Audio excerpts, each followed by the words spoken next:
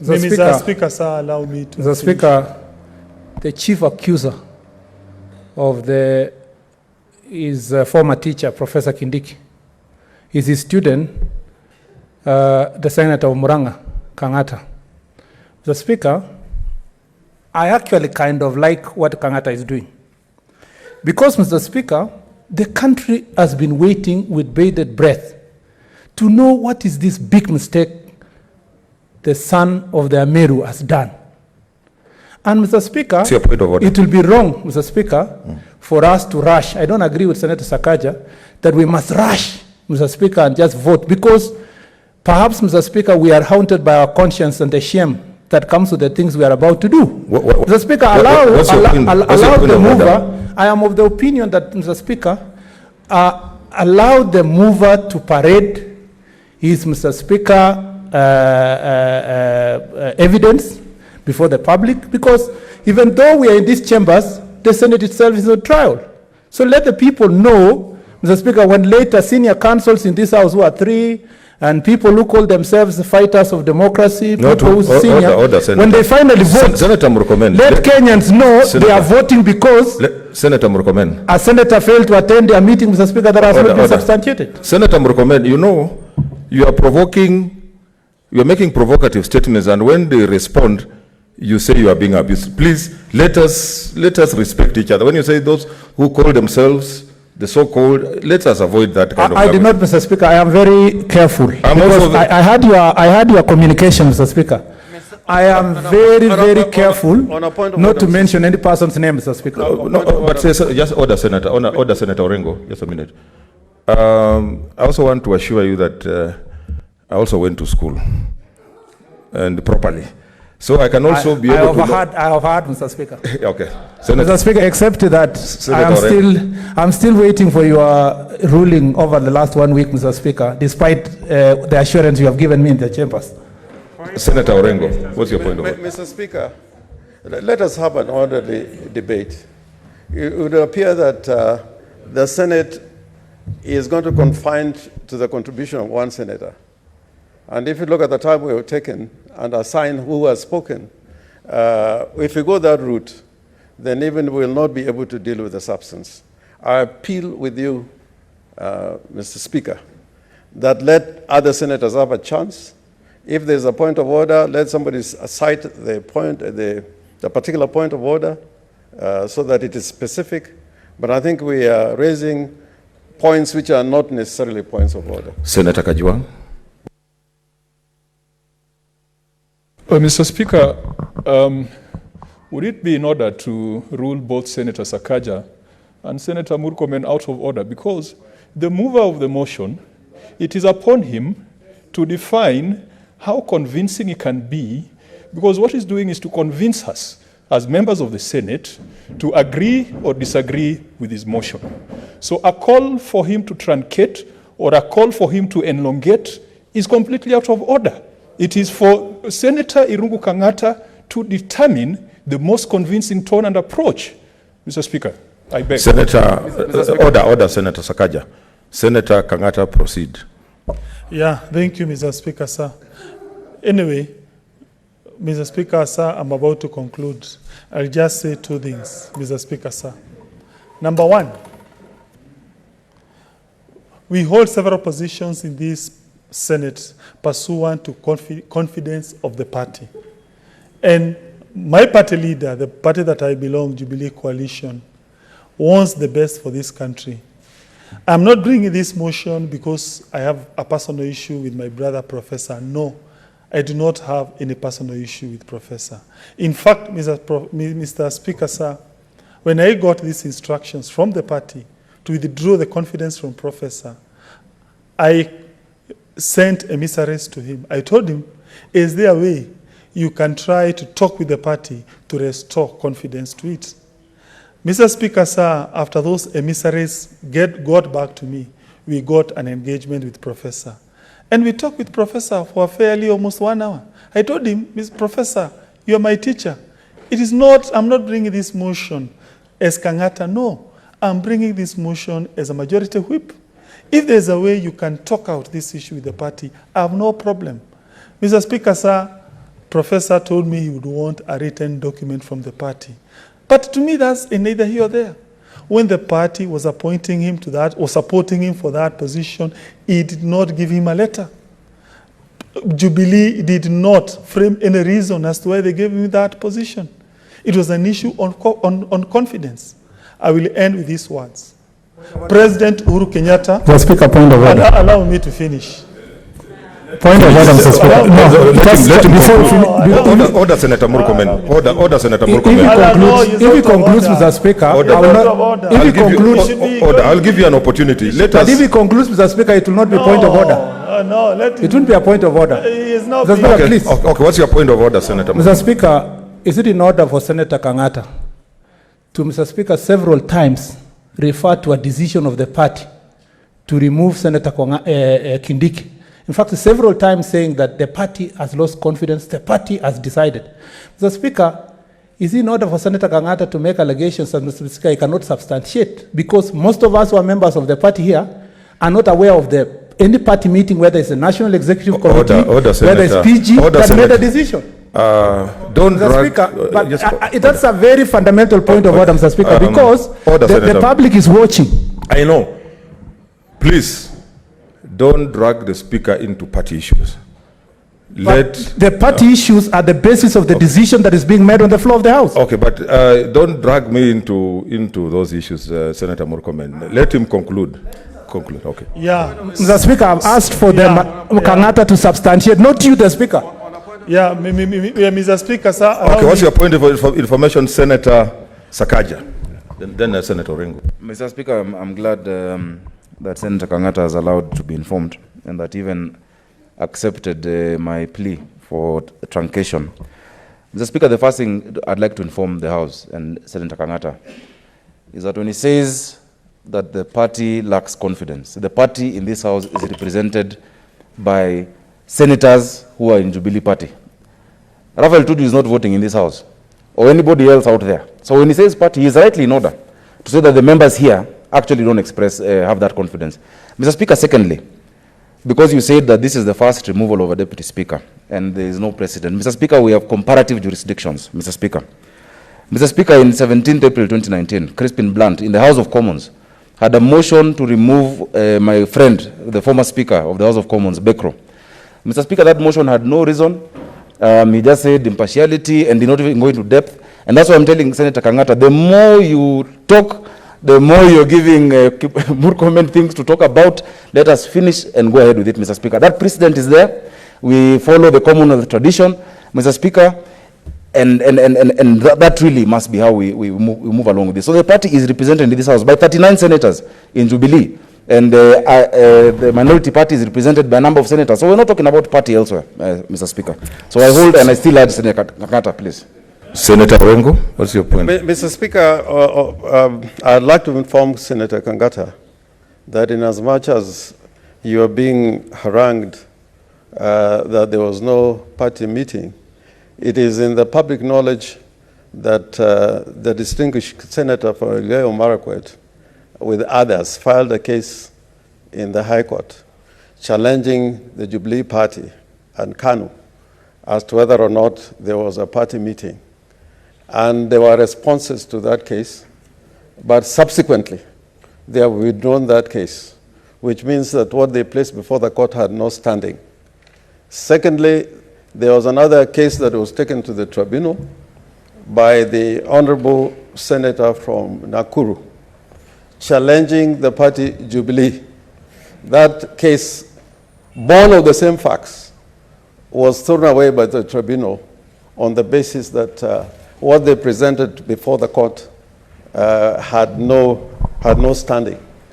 And finally, Mr. Speaker, now that Senator Sakaja has given information to Senator Sakaja in relation to motions of this nature, I myself have moved a motion of no confidence on the Republic of Kenya, on the government of the Republic of Kenya. Senator Kangata's motion is even longer. Mine was just one line, that the House resolves that it has no confidence in the government of the Republic of Kenya. It was the only ever motion moved and it was as brief as that. Secondly, I moved a motion against Speaker Kaparo on the basis of standing orders which have not changed much. And again, I was not required to give reasons, and the motion met the requirements of the standing orders. So I wish to inform Senator Kangata. Point of order, Mr. Speaker. Mr. Speaker, he has referred to me, and it's important. Mr. Speaker, I thought it was information to no, Kangata. no, but there is a point of order, Mr. Speaker, on the question of the cases that refer to me, because if it goes to the record of the House, it's not a true record. Mr. Speaker, the decision of the Political Parties Dispute Tribunal made it abundantly clear, Mr. Speaker, that the coalition agreement between KANU and Jubilee is null and void. That decision was served on you, Mr. Speaker, and you informed the House that you will give a detailed ruling why you allowed changes in leadership in this House despite that ruling. So, Mr. Speaker, that is totally misleading. Senator Ochilo. Thank you. I would like to inform Senator Kangata that the standing orders that talk about removal of the Deputy Speaker is a carryover of the past order. And the past order, we used to call it motion of no confidence. Actually, the reason you have stated that Jubilee Party is withdrawing its confidence on Professor Kindiki is the reason. You need to enjoy political confidence to be able to preside over a house of this kind, to be able to represent or to be a delegate of a party of the magnitude of Jubilee. So the main reason is, does Jubilee, for whatever reason, have confidence in the person against whom they are withdrawing that confidence? And I think that is sufficient. Thank you, Mr. Speaker. Senator Kangata, conclude. Yeah, thank you, Mr. Speaker. Mr. Speaker, I conclude with these words, that parties are very central to Kenyan democracy. Article 4, sub-article 2 of the Constitution says that Kenya is a multi-party democracy. And therefore, I myself, as a chief whip, we must be allowed to give confidence and to withdraw confidence to those who don't follow the party lines. Finally, Mr. Speaker, sir, President Uhuru, as our party leader, has a certain manifesto which every person who is in this seat and getting a certain position ought to follow. And I'm here to support that cause together with my party leader, party majority leader, Pogisio. And I urge those of us who belong to Jubilee Coalition, please, toe the party line, ensure President Uhuru Kenyatta achieves his vision. And we must ensure, as the political vehicle in this House, we support his agenda and his legacy. Thank you, Mr. Speaker. I beg to move. Who is the second? My seconder is Minority Chief Whip, my brother Mutula Kilonzo Jr.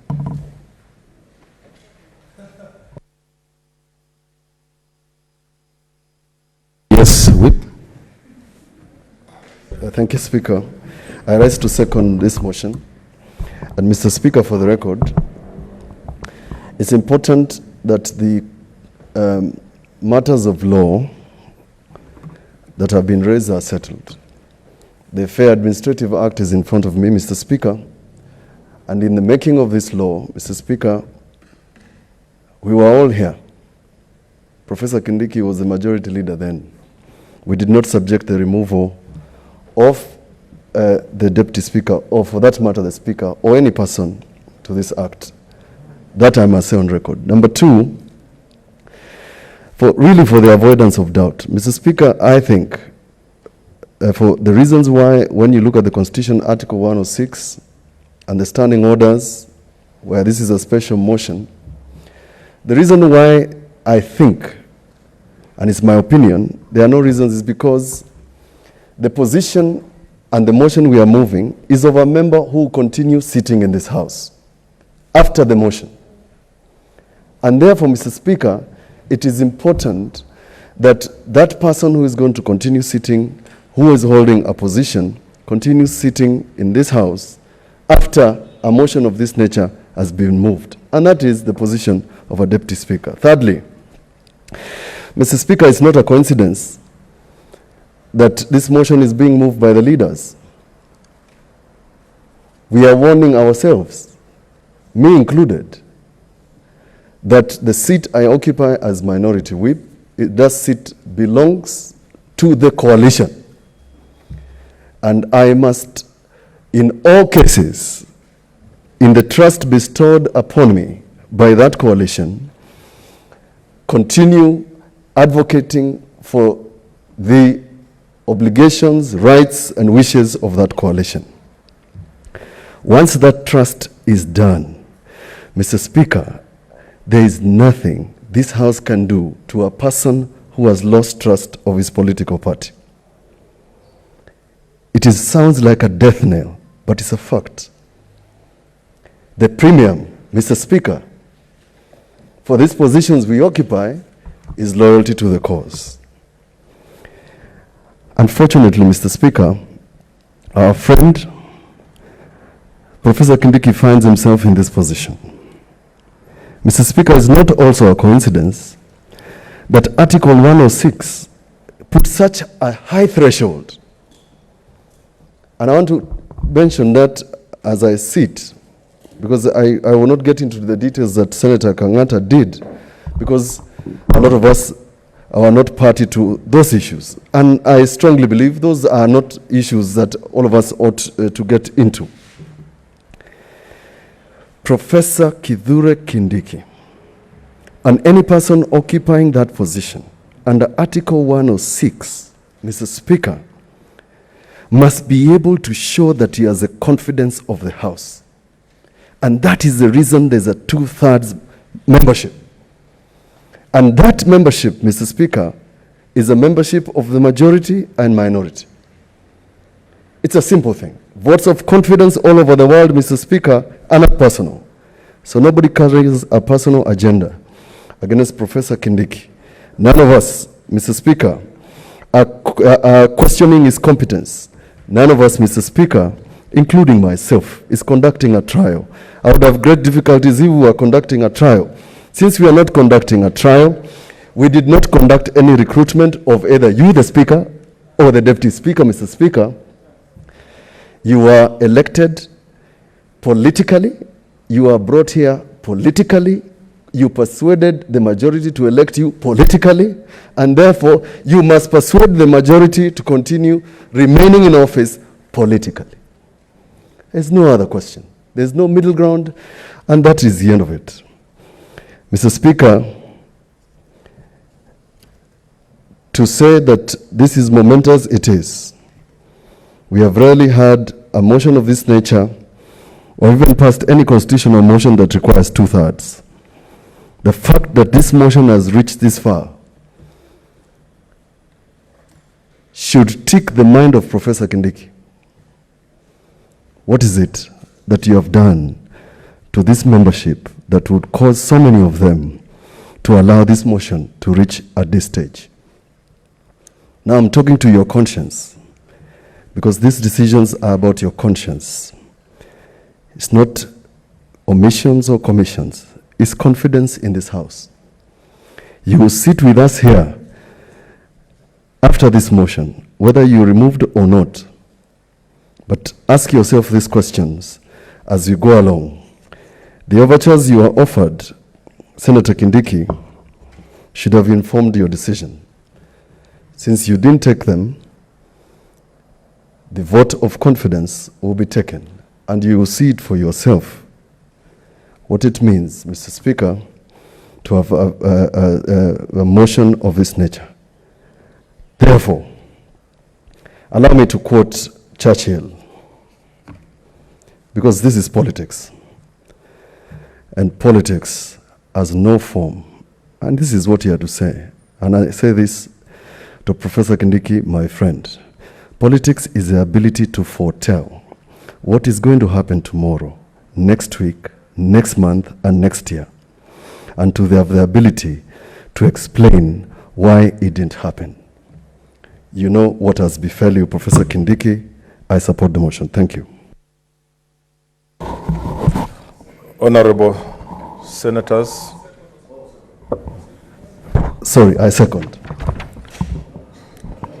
Honorable Senators, I now propose the question, which is that the Senate resolves that Senator Professor Kithure Kindiki, EGH MP, be removed from the office of the Deputy Speaker of the Senate.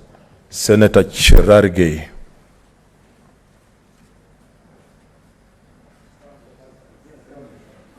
He's coming.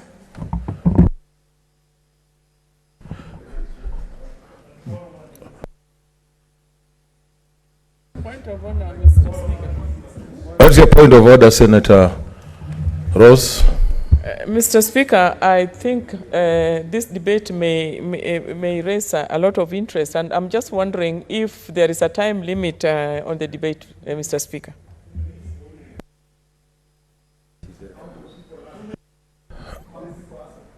How do people? Mr. Speaker, how do I make my interest known to you if I want to contribute, Mr. Speaker, to the motion? Is it by pressing? Yeah, you'll here? press. You'll press. Then I will note on my paper. When we press, Mr. Speaker, the mic comes. It doesn't show. Yeah, it comes. I will note. Okay. 3 minutes. Except the leaders, I'll give the leaders 5 minutes each. Senator Cherargei. Yeah,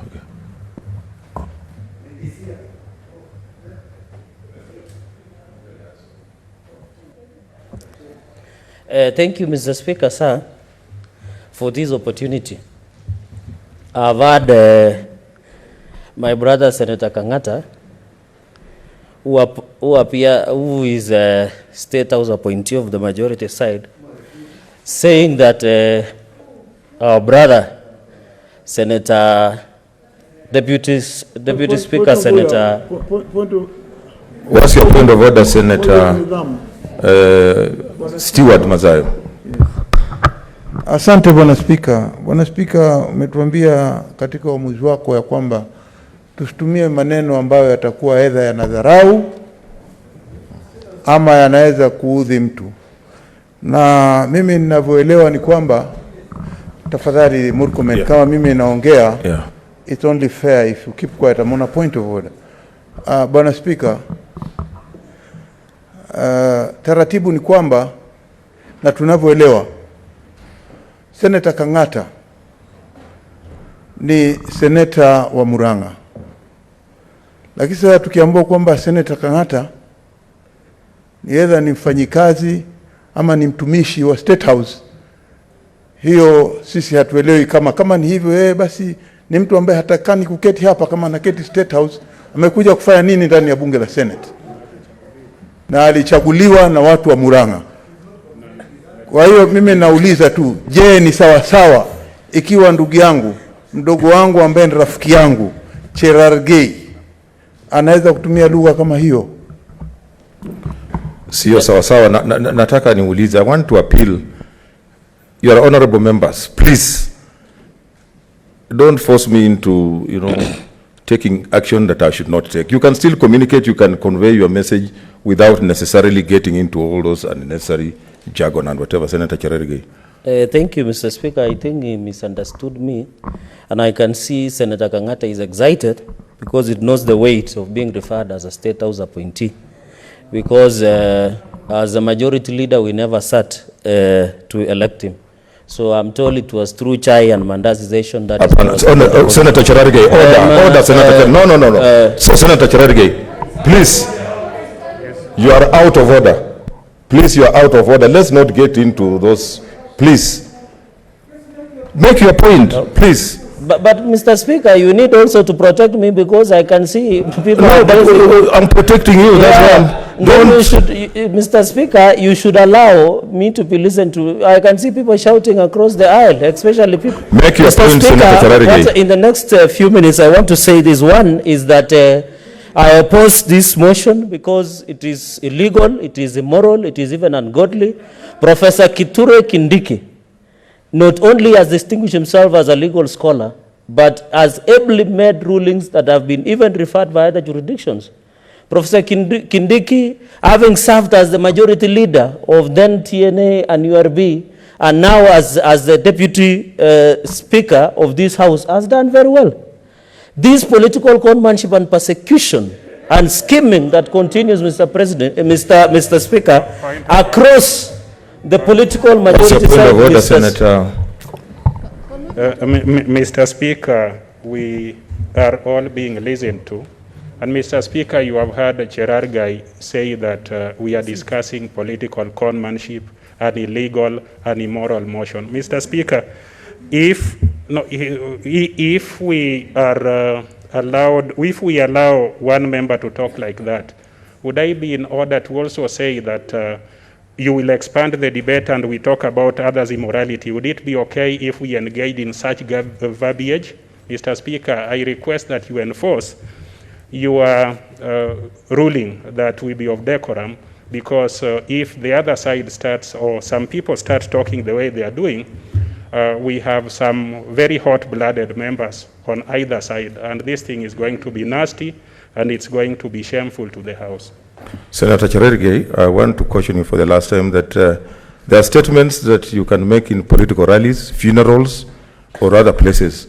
This is a house of respect and integrity. Please make your point and stick to language that is parliamentary. I'm asking you. Mr. Speaker, what I was just simply saying is that this moral does not meet even the threshold of principles of natural justice. Professor Kindiki, despite the fact that they are leveling accusations, I have heard even, it is shocking even to this country, that the state of Senator Kangata can challenge your rulings. It doesn't mean who sits in that seat. Even speaker panelists who sit there and make rulings, they are sanctified. Those rulings are very serious. So it has exposed to country that there is a specific way of ensuring that they persecute individuals based on political affiliation or inclination for the expediency. And I want to say this, Mr. Speaker, sir, that if this House makes either reason, either to retain or remove Professor Kithure Kindiki, it will determine the future of this House as a Senate and as Parliament. And if today Professor Kithure Kindiki is being prosecuted and removed as the Deputy Speaker of the Senate of the Republic of Kenya, Mr. Speaker, sir, if it goes ahead and we remove him, then we will lack both moral and legal and legislative roles that we have had as a House. Mr. Speaker, it's so disappointing that people, even I chair the legal, courtesy of the majority side, but that one is not a privilege, it is a right. Why do we make it that members who sit in leadership position appear that it's the privilege and prerogative of the party? It is not. And that is why as Jubilee will not allow impunity, worship of demigods within the party to continue, Mr. Speaker, sir. What's your point of order, Senator Khaniri? Mr. Speaker, I want you to make a ruling on this because I know for sure that all motions that come on the floor of this House are approved by the Speaker of the House. The Honorable Senator Fernandi has made an allegation that the motion being debated now is illegal and immoral. Mr. Speaker, if we leave this on the record of this House, then it will mean that the Speaker of the Senate approved an illegal and immoral motion and presided over the same. Mr. Speaker, I think it is absolutely important that the member withdraws those words so that they're expunged from our records. Secondly, Mr. Speaker, I want to state clearly that we are not discussing the qualifications, the integrity of my age mate, Senator Kithure Kindiki. We have been told clearly that Kindiki was sponsored to this position by a party called Jubilee because they had confidence in him. They have since lost confidence in him, the sponsoring party. We are not debating his integrity, his capabilities. We are not. We are saying the party that sponsored him says that they have lost confidence in him. So is he in order to start debating Professor Kithure Kindiki's integrity? Senator Cherargai, I want to appeal to you that irrespective of what your emotions are, please remember that what some of the things you're saying really border on challenging the office of the Speaker. So can you wind up and so that we are able to move? Mr. Speaker, sir, I think I clarified that this motion in itself, I think my good neighbor was not listening. is that does not even adhere to principles of natural justice. Finally, Mr. Speaker, on the issue of confidence of the party, I can confirm to this House and Kenyans and 8 million plus Jubilee members across the country that we have never, as the senators of majority, either sat either virtually through Zoom meeting or any other form or in person to endorse any changes that we have lost confidence in Professor Kithure Kindiki as Deputy Speaker of the Senate, Mr. Speaker. Mr. Speaker, as a party, we will not allow some of us who are in Jubilee that these issues of impunity and political witch hunt should be prosecuted in a specific way. And therefore, Mr. Speaker, I want to challenge my colleagues. I can see across the aisle that this decision is not about the individualism. This decision is about the future of this House. You know, this House is facing a lot of dangers, Mr. Speaker. And I can confirm to you, if we allow this impunity to go on and use rubber stamp as the minority side, if this continues to happen, Mr. Speaker, I can confirm to you that it is not going to stop here. You will be giving license to the party owners from wherever you come so that they can continue purging you politically. And for us, we are saying a luta continua. I oppose this motion in loudest terms possible. I thank you, Mr. Speaker. Senator Ochila yako. Thank you, Mr. Speaker. Mr. Speaker, Jubilee is the organization that the public gave the mandate to run this nation. And in order for Jubilee to run this nation, Jubilee has vested their trust in one leader, President Uhuru Kenyatta. The leader of Jubilee also happens to be the CEO of the nation. Us who are on this side, our work is to persuade Jubilee to deliver to our people and oppose Jubilee when we think that Jubilee is transgressing. Now, Mr. Speaker, in order for our people to receive services, we want a functional Jubilee. So if Jubilee has come to this House and claimed, and we believe them, that their functionality is being affected by any person they think is disloyal, that if that person was withdrawn from their rank, then they would deliver to us. That has persuaded me, and I beg to support this motion. Senator Kihika.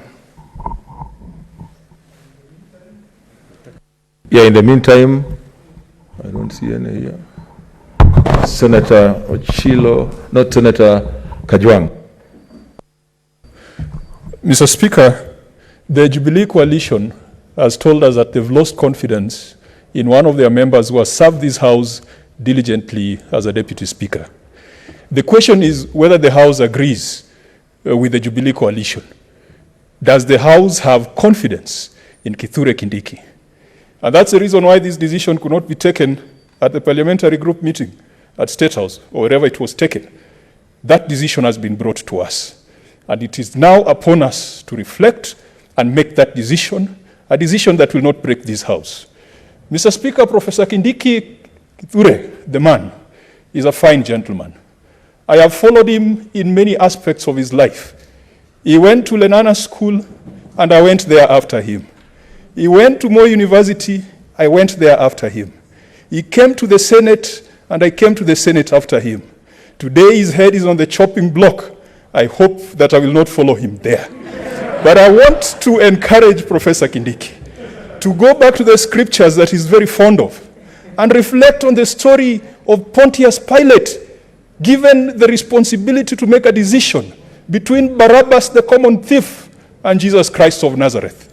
I have always asked myself, what happened to Barabbas after he was released? Nobody knows what happened to Barabbas. He went into oblivion.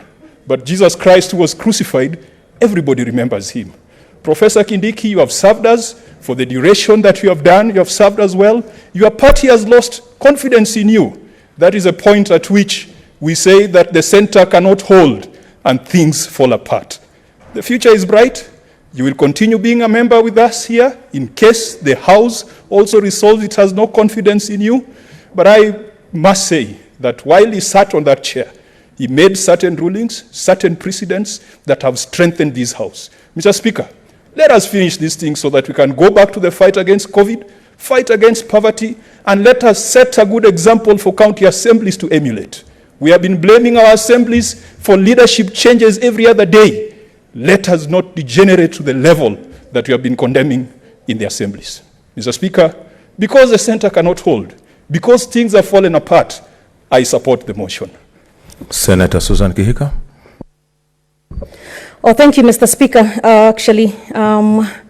When I first wanted to talk, it was more of a point of order, but since it takes quite a while to get here, I'll just do my contribution to the motion. But also for the record, it's important that I correct that the minority leader of the House, Senator James Orengo, misled the House. He misled the House when he stated that when he brought a motion back in '96 against Kaparo, that he did not give any grounds or any reasons for the removal, for the censure. And I have that answered here in front of me, and it is clear that he gave grounds. So it's a travesty, and it is just immoral that we have a motion in this House here today to remove the very distinguished Senator, Professor Kindiki, without having any grounds. It's also very clear from the standing orders, Mr. Speaker. The Standing Order 96, Paragraph 4, no senator shall impute improper motive or any other senator or to a member of the National Assembly except upon a specific substantive motion of which at least 3 days' notice has been given, calling in question the conduct of that senator or member of the Assembly. It's very clear here what we are doing. We are moving forward with the removal of the Deputy Speaker of this House. So it was imperative and important that the motion that was brought here today by the Senator from Murang'a have the grounds for removal. And as I stated earlier, when Senator Orengo did his to Kaparo, he stated, he had on the motion that the rulings Kaparo had made were in error. So it's inaccurate and improper to say that you can just bring a motion, Mr. Speaker, to remove the Deputy Speaker without any grounds. So I really needed that for the record, because we have become a House that's just a useless House, if I may use the word, but I know they will jump with standing orders.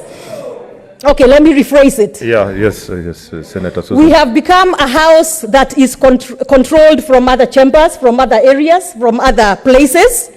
And the most unfortunate thing is, myself growing up, some of the senators that I looked up to, who were the defenders of human rights and other things in this country, are now the ones that are presiding or helping move this madness forward, where you can have the removal of a very competent Deputy Speaker without any reasons. But anyway, I'm sure you all will do whatever you will do. You will vote whichever way you will vote, because you carry brief for whoever you carry brief for. But I stand here today to say that some of us, whether we are 2 or 5 or 10, we shall continue to fight on, and we shall not allow the dictatorship that this country is quickly just becoming a dictatorship. And unfortunately, Senator Orengo, you fought so many battles to get away from that. But thanks to you, we are quickly moving that direction. But it is okay. Maybe we shall have the third, maybe we shall move forward, and we shall be the ones to now lead this next part, in not just being part of the axis of evil that is happening here today. It also says a lot that as we call into question the competency, I don't know, because again, we had no grounds for this motion. I've heard the Senator of Murang'a make some, in his moving notes, talk about a few things here, and others who we thought were such defenders of democracy stand up and try to have him just proceed. And it is because most of you cannot look at yourselves in the mirror, and that is why you do not want to have any reasons as you remove this very competent man. You just are carrying brief, and that's okay. So, Mr. Speaker, sir, I oppose this motion. There's a point of order. Thank you, Mr. Speaker. Senator Kihika doesn't have a seat to take, so today we'll offend the rules. Mr. Speaker. No, I can't sit. You said I can't sit where it doesn't say sit. Other senators. continue in these extraordinary times, I will allow her to stand. Thank you. Thank you. Mr. Speaker, I understand the passion and the, manner in which Senator Kika is speaking. But Mr. Speaker, this is a house of rules, and certain things in our standing orders are being offended. Number one, when this house has been called useless, and the senator has said that she's rephrasing it, actually what should be done is withdrawing, because it cannot remain on the record of this house that a senator has expressed the uselessness of where she sits, because that speaks to many things. Number two, Mr. Speaker, when imputing improper motive by saying that the senators here who are leading this country into dictatorship, and the senators here actually were part of the axis of evil, Mr. Speaker, that also goes against our standing orders in imputing improper motive on colleagues. Mr. Speaker, while we allow the passionate expression of heart and whatever might be coming out, I urge you to ask that those words are withdrawn, because they will forever remain on the record of this house. But her opinions are rightfully her opinions, and she can express them, Mr. Speaker. I ask that you rule that our rules are followed with respect to those two issues that she has done.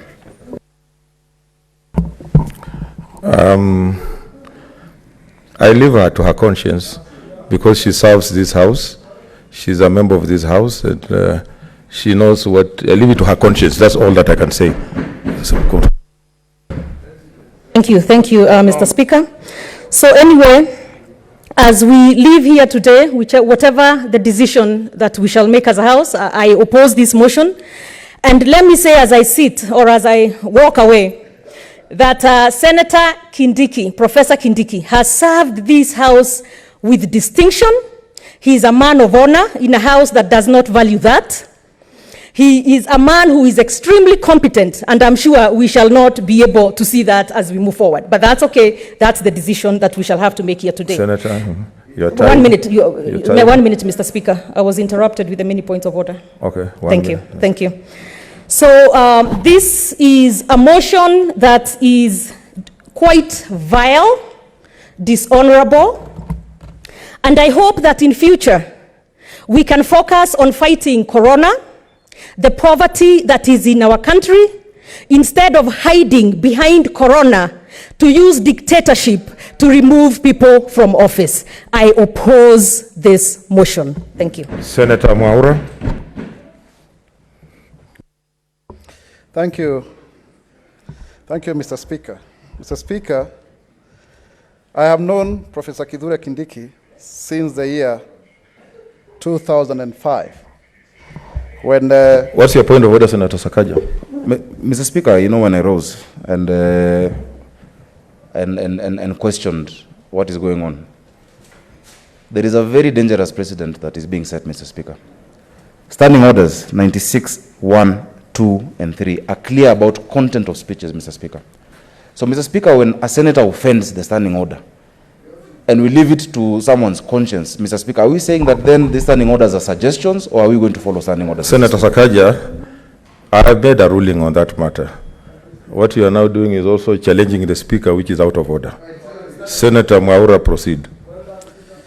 Thank you, Mr. Speaker. Mr. Speaker, I knew Professor Kithure Kindiki way back in the year 2005. That time he was a doctor at Moi University, when we were working together on a project on human rights for people with disabilities with the York University. I'm sure Professor can remember that. And I greatly admired him. Later on, I could see him making commentaries on TV on various political and legal issues. And all of that, to the extent that therefore, in the 11th Parliament, we were able to meet in the House. And Professor Kindiki, if you see him on the floor of the House, you can see he's actually at peace, actually, with himself, because he has actually conducted himself in a very, honorable manner. And he also has not forgotten his pedagogy, because when senators speak, he almost wants to award marks. He would say, well, very well, you've spoken very well here and there, just to show that actually he still having his eyes on the academy. And Mr. Speaker, you know, since I joined politics, I have come to see that politics really is the art of the possible, is who gets what, where, and how. In fact, it is, according to me, some form of amorphous formlessness. It is the informality that constitutes the formal. And so therefore, there are no really clear rules. Because, for example, there is no way you can explain how an individual A would vote for an individual B and not individual C. There is no guarantee, there is no threshold, it's just a choice. And again, in politics, there are no permanent friends or permanent enemies, only interests. Now, the late minority leader, Francis Nyenze, told me when I joined Parliament, that time we had CORD and the Jubilee coalition of TNA and URP, and CORD of Wiper, ODM, and Fort Kenya and others. And he told me that, Mwaura, within 6 months, you'll start seeing people changing their political allegiances. These things we are calling here will change. And indeed, he was vindicated. It is the same thing that we are also seeing in this 12th Parliament. Interests have changed, and a lot have changed. And I would want to say, just for purposes of record and transparency, that some of us, as Senator Kangata alluded to, we are very much involved in ensuring that we do not come to this decision. And Senator James Orengo, you can bear me witness, and Senator Njeru Ndwiga and others. We really tried to ensure that indeed there is a pathway that would ensure that an alternative, that the party confidence on the part of Professor Kithure Kindiki is actually restored, is actually perpetuated, so that we can continue to enjoy his contributions and his presiding over this House. And I'm sure, Mr. Speaker, you agree that he's been very helpful to you. But having said that, I think there comes a time where decisions have to be made because it's a matter of procedure.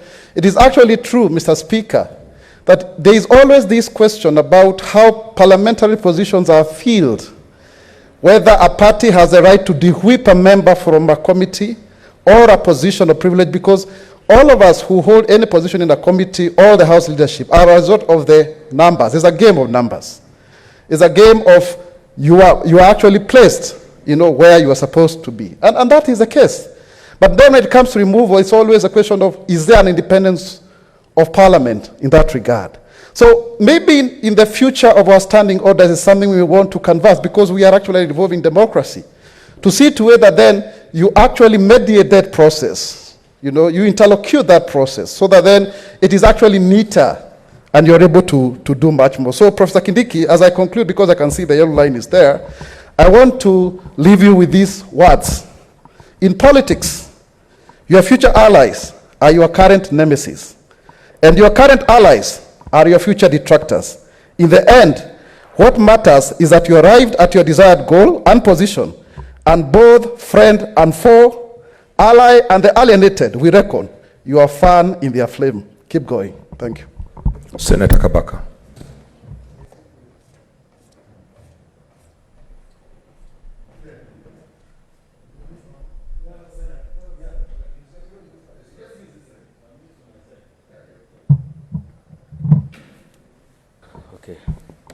Thank you, Mr. Speaker, sir, for this opportunity you've given me to also air my views with regard to this important motion. I won't repeat what other people have said.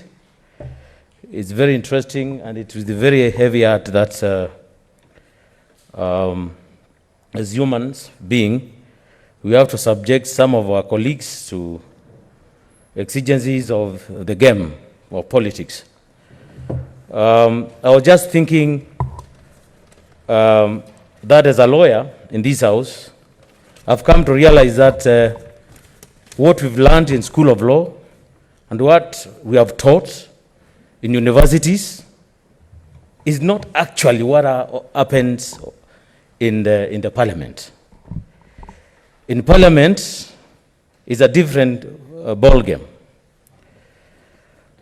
It's very interesting that a man of impeccable academic prowess, Professor of International Law, Professor Kindiki, has to sit here and be subjected to lectures by honorable senators, some who can also be students, with the due respect.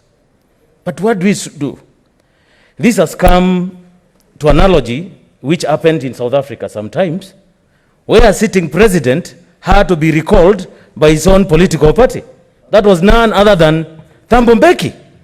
That's the time I started to learn politics. And this is exactly what is happening here. It's not a question of academic meritocracy. It's not a question of professorship. Whether you went to ICC even to represent people, that's not the consideration here, Professor. This is a game of politics. And it's a question of numbers. When we are told also to append signatures, people, we also do what we call soul searching. Like in my case, as a senator of Machakos, I've taught with Professor Kindiki in various universities together, more so in particular, Kenyatta University. And I remember in 2013, both of us resigned to venture in this game of politics. Least did we know that things can fall apart. Very interesting.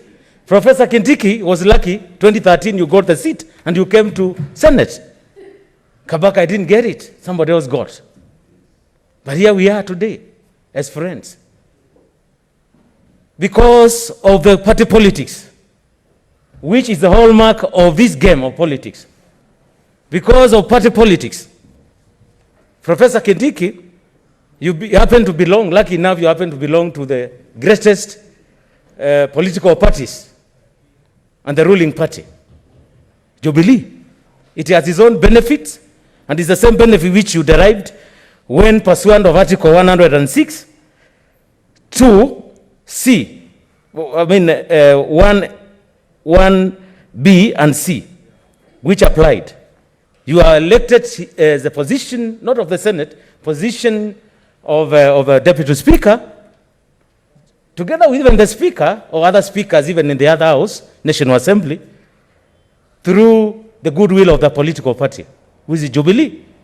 So I don't see, in terms of politics, without putting moral turpitude, that absolutely the political party has a right to recall you. And if it has decided that they want to put somebody else, who are we? Who are we? It's a question of ganging numbers, and we put you where was when 1789 in French Revolution. The guy, I wish Senator Tangula was around as a great historian. He will tell you that a person who designed the guillotine, a guillotine, after he was the third person to be chopped. Absolutely. We are chopping you now, and I'm sure even in our side, I hear rumors we are also about also to be chopped. I know soon it will be Kabaka to be chopped, or Mutula or somebody else. So there is it is the right thing. In fact, if I were you, I would have even actually signed a memo to His Excellency the President, the party leader, and you should have exited longer than subjecting us to this afternoon game. I should be elsewhere teaching my children how to do assignment. So I support Mr. Speaker. Next time if the guillotine come to Kabaka, so be it. Thank you. I support. Senator Mazayo.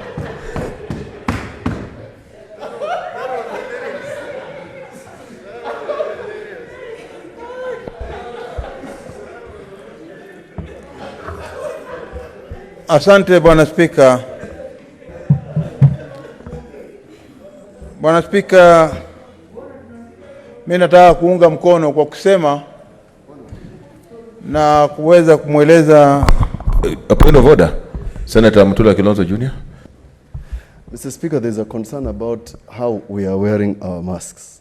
Could you please reiterate the rules that we must wear our masks and cover our noses? The public are watching, and I think what we are doing is what they should do out there when they're in the streets. Thank you. Okay, yeah, let's, I know it's a bit uncomfortable, but let's try. Senator Mazayo. Asante Bwana Spika. Bwana Spika, Kindiki ni rafiki yangu, ndugu yangu, ni shemegi yangu. Lakini kwa mambo ya siasa, nafikiria yeye amesoma zaidi vitabu mpaka kafika level ya kuwa profesa. Lakini kwa upande wa siasa, nafikiria kidogo alinoga. Lakini hayo ya kijiri, mimi nataka kusema kwamba kuna filosofa mmoja aliyeishi zamani, na yeye pia alikuwa msomi, akiwa Kithure Micheveli. Na mimi nimekuwa kila siku nikisema hii kwamba ikiwa wewe umechaguliwa ama ikiwa wewe umeandikwa kazi, usiwe mwerevu kuliko yule bosi wako. Micheveli alisema hiyo katika mambo ya utawala na mambo ya madaraka, wanaita principles of power. Na vile vile ni kwamba ukiambiwa usiwe mwerevu kuliko bosi wako, wewe unaweza kuwa umesoma sana. Kama najua Profesa Kindiki amesoma sana, na pengine bosi wake hakufika elimu kama hiyo, lakini sio sababu ya kwamba bosi akikwambia fanya hivi, wewe unakuwa unatumia akili yako. Mimi natoka katika chama cha ODM, na ni lazima nikiwa nitaheshimu, mtu wa kwanza lazima niheshimu ni Raila Amolo Odinga. Na alafu kitu cha pili ni lazima niheshimu pati yangu. Vile pati yangu inanielekeza, ni lazima niangalie na nifate mkondo wake. Nikikosa kufata hiyo, basi ni kama ambaye mimi nataka kuachana na hicho chama na nitafute njia ya kwenda. Na kule nitakako kwenda, sijui kama ni kuzuri ama ni kubaya.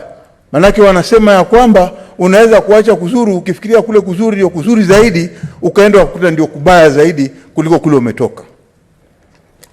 Kwa hiyo mimi nataka tukusema ya kwamba ama kumpatia wasia ndugu yangu. Na nataka kumpatia wasia huu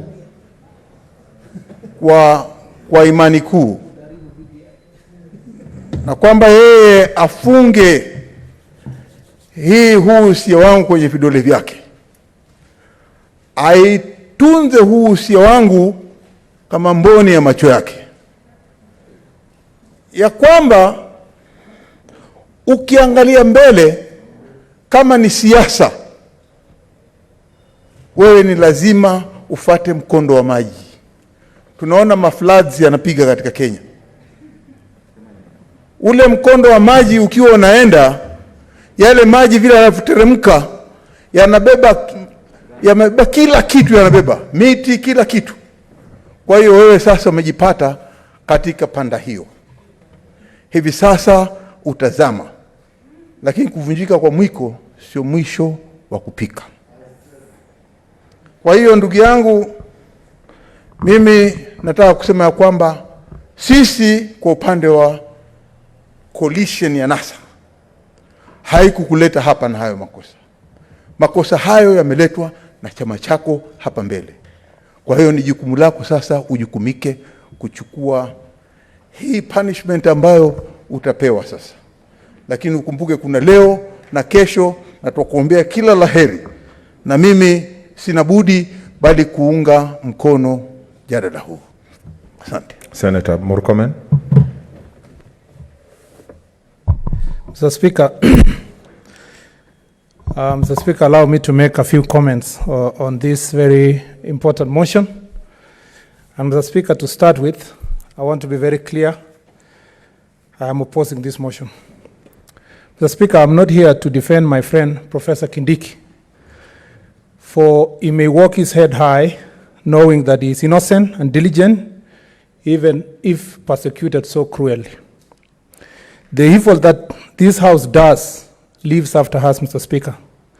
long will it be remembered that this Senate, sworn to defend the Constitution and its institutions, betrayed the Republic in exchange for the meanest comfort.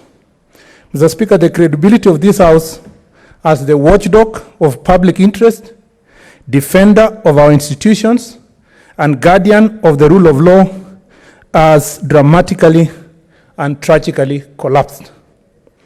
Mr. Speaker, the usurpers of our Constitution have not laid any charge to back this disgraceful onslaught, but allege that the affected member of this House has been disloyal. Indefatigable stalwarts who have given their all to the cause, leaders who staked their careers on the daunting struggle to build and protect Jubilee and its government, men and women who stood with our abandoned, besieged, and maligned leaders, party leader and deputy party leader, a time of tribulation at home and abroad, members who have fought tooth and nail for the presidency over 3 electoral contests, servants who unflinchingly stewarded government business successfully through this House, time without number. Today, these people are now being insulted, Mr. Speaker. What's your point of order, as Senator? Disloyal. There's a point of order, Senator Murkomen. I rise on a point of order to bring it to your attention that the senator for Elgeyo Marakwet is in breach of our standing orders, and in particular, standing order number 90. Mr. Speaker, the provision of standing order number 90 are very clear, and it states that number 90, paragraph 1, no senator shall read a speech, but a senator may read short extracts from written and printed papers in support of an argument. Mr. Speaker, it is clear that my very good friend, the senator for Elgeyo Marakwet... Relax, let him finish. My very good friend, the senator for Elgeyo Marakwet, is reading a speech. He's not debating, he's reading a speech. That is prohibited by our standing orders. Senator Murkomen, observe standing order number 9. Thank you, Mr. Speaker. Don't read a speech. So, Mr. Speaker, today these people are being insulted as disloyal and viciously haunted by captive party. Today, the House has been asked to ratify the injustice. So, Mr. Speaker, I am not here to mourn the fate of my friend, Professor Kindiki, because nothing, Mr. Speaker, and I repeat, nothing can harm a good man in life or in death. I grieve and mourn the deterioration of our democracy. Mr. Speaker, I mourn the serial assassination of our independent institutions, Mr. Speaker, and their replacement with shells, ghosts, and zombies, Mr. Speaker. We know, Mr. Speaker, the argument has been made that Professor Kindiki is disloyal. Mr. Speaker, the epicenter of this motion is that Professor Kindiki has been disloyal. Mr. Speaker, there is no evidence that has been presented in this House to demonstrate that lack of loyalty. Indeed, I served for second half of last term as the deputy to Senator Kindiki, deputy majority leader. And no motion was lost in this House. No government motion was lost in this House.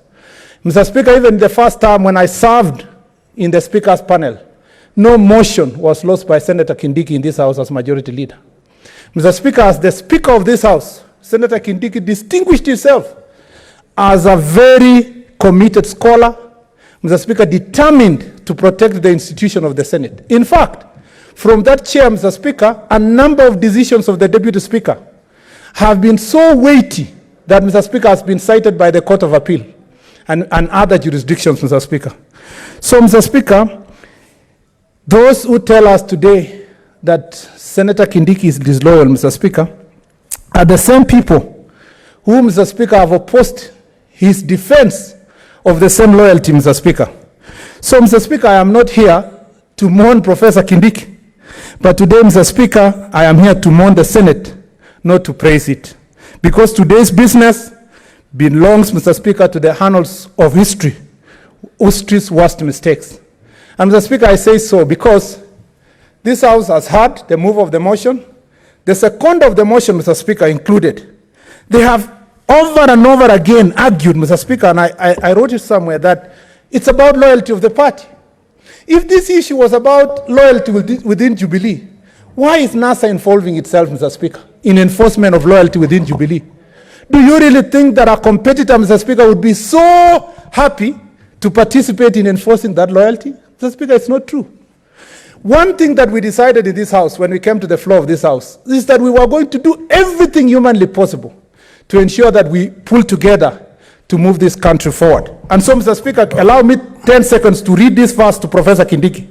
As the last, Mr. Speaker, has now known that I am the guy who posts and reads biblical verses. Mr. Speaker, Daniel 3:16 to 18, and I dedicate it to Professor Kindiki and all who are in his situation. It says, Shadrach, Meshach, and Abednego replied to him, King Nebuchadnezzar, we do not need to defend ourselves before you in this matter. If we are thrown into the blazing furnace, the God we serve is able to deliver us from it, and he will deliver us from your majesty's hand. And Professor Kindiki, verse 18, I emphasize. But even if he does not, we want you to know, your majesty, that we will not serve your gods or worship the image of gold you have set up. Mr. Speaker, okay. I wish Senator Kindiki the very best.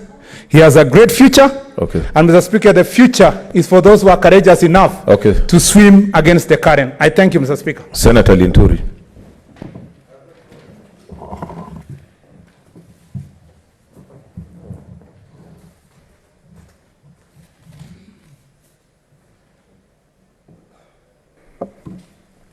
Mr. Speaker, thank you for this opportunity. I say this is an historical moment in this country, in this Senate. Mr. Speaker, I'm here as Kindiki's brother, as Kindiki's closest neighbor, and I believe in good neighborliness, and I believe in the principle of being a brother's keeper. Mr. Speaker, let me remind Kindiki that when we were growing up and before we got circumcised, where I come from, there is a story that we were permanently being told and which was passed over to generations. That, Mr. Speaker, this country is a country of many tribes.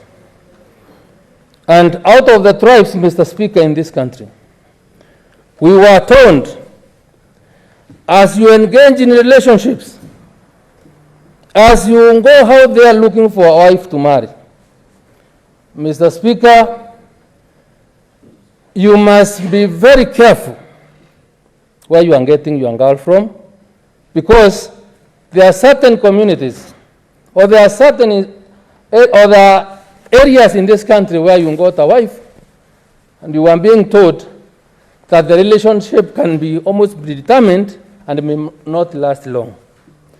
For this matter, Mr. Speaker, this opportunity, this moment has given me an opportunity to remember that history. And that's why I want to remind Kindiki that time has come. Here we are, we were told, and culture is immutable. And when I remember that, I actually feel that how we wish we listened to our forefathers and engaged cautiously in all the kind of relationships that we get ourselves into, Mr. Speaker. And Mr. Speaker, because it's And Mr. Speaker, let this not be a laughing matter, Mr. Mutula Kilonzo Jr. Because, Mr. Speaker, those people that have good memory of the history of this country, from the pre-independence times, I want to remind the country that first, Mr. Speaker, immediately after independence, and that's why I must speak passionately about this, the first political assassination was Ameru, General Baimungi. Mr. Speaker, where we are sitting today, if I got Senator Kangata correctly, this has no, the decision we are taking tonight has no basis or will not be decided on the basis of substance, the truth, and the evidence is a political decision. Political decisions have consequences. And because political decisions have consequences, we won't go by them. And Mr. Speaker, let me also say that as we look forward, we must be in a position to get more sober now and see how, in the contemplated constitutional reforms, if they will be coming, how we can be able to protect offices of parliament from external influence, because I believe this has given us an opportunity to reflect further on what we are doing. Mr. Speaker, allow me to tell Kindiki that don't be worried. Don't be worried. You are more popular today than you were yesterday in Meru. I can swear that, Mr. Speaker, when I go home tonight and appear in a station, the kind of confidence messages that the people are sending to us are greater than the lack of confidence that is being purported to have been the reason to why Kindiki has to go home. So, Mr. Speaker, we are not worried. We can remember history. And the next political assassination happening here is Kindiki, who is being assassinated by Jubilee Party. Jubilee Party that I think he has served with a lot of diligence. Allow me quote Professor Chinua Achebe in his book, Things Fall Apart. Mr. Speaker, Chinua Achebe said, "A man who calls his kinsmen to a feast does not do to save them from starving. They are food in their own homes. When we gather together in the moonlight village ground, it's not because the moon, we do not, or we can't see the moon from our compounds. We come together because it is good for kinsmen to do so." And Mr. Speaker, he too brought us. Those are the ones that turned by Julius Caesar in 44 BC upon his brutal stabbing 23 times by a loyalist. The male nation as us. You too, Mr. Party leader, you too, Mr. Jubilee, you have stabbed Mr. Kindiki. Rarely a single man done so much, so few. Professor fought for our party. Professor fought for our president. Professor helped us write our new constitution. And Okay. in fact, the Jubilee Manifesto. Mr. Speaker, it's a shameful moment in this house. Okay. Your time is up. Just wind up. 1 minute, Mr. Speaker, remember, is my neighbor, and Okay. I have to talk to the people. Okay. And Okay. Okay. 1 minute. 1 minute. I beg you, Mr. Speaker, so that I conclude. It won't even be, a minute will not be over. Use it well. Yes. That's how our men and women came to untwist us to commit absolute legality. Mr. Men, the champions of, when we are supposed to be champions of democracy, fairness, equity, and devolution, we've almost become the Jundas of this period. Shame on us, shame to the Jubilee Party, and as you crucify our brother as a party leader, may you rest well in the notion that it was out our total hunger and refusal. Thank you, Mr. Speaker. Senator Faki. Thank you, Senator.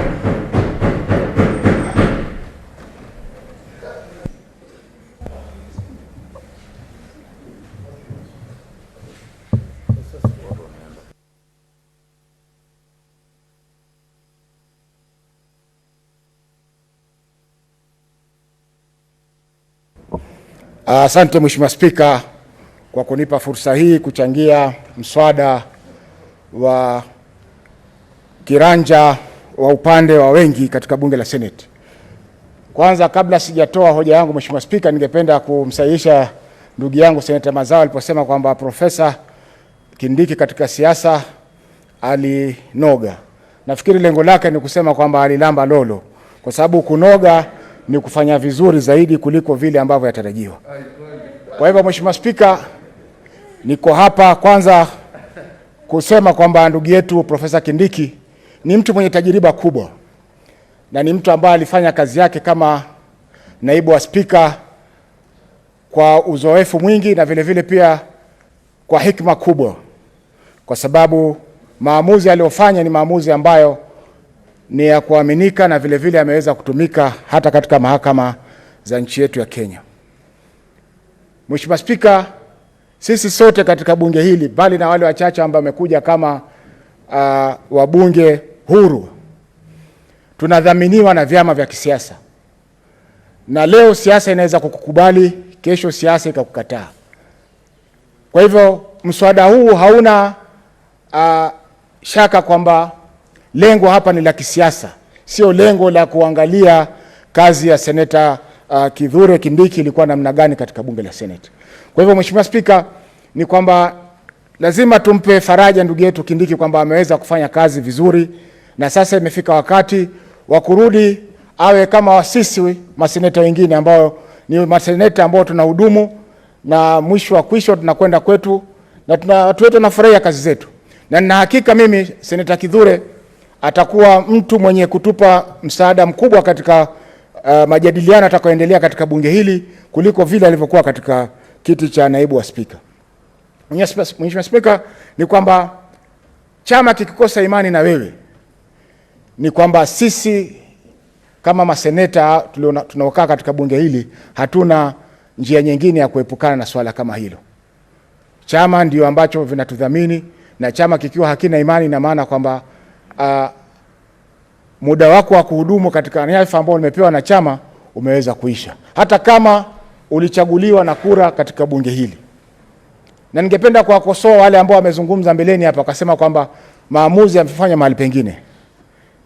Ni kweli hata wakati uchaguzi wa Mheshimiwa Spika na naibu wake na wenye viti wa kamati mbalimbali ulipofanya mara ya kwanza, uliamuliwa mahali pengine. Kuna ndugu zetu hapa walikuwa wanataka kupiga kura upande wetu, lakini wakasema uamuzi umefanywa, kwa hivyo sisi hatuwezi kwenda kinyume na uamuzi ule.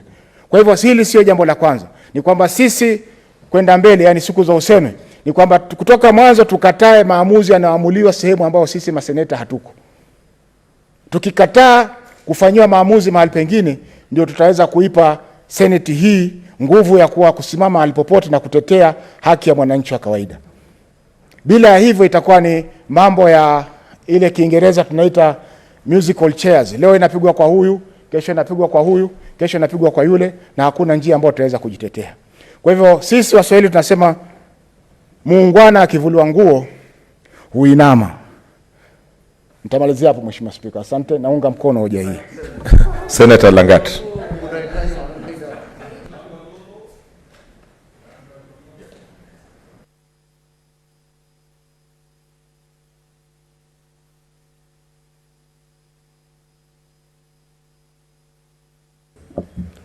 Thank you, Mr. Speaker, for also giving me this opportunity to make my contribution into this particular motion.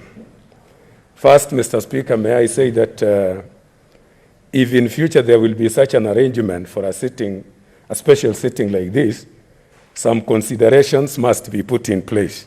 For example, the arrangement today never considered people with physical challenges like Senator Musuruve, who is really struggling with the stairs and the sitting position in the other side.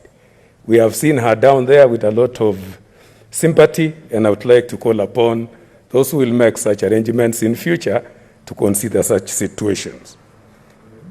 To come to this particular point, motion, Mr. Speaker, sir, allow me also to congratulate Senator Professor Kindiki. I've known Kindiki for a long time.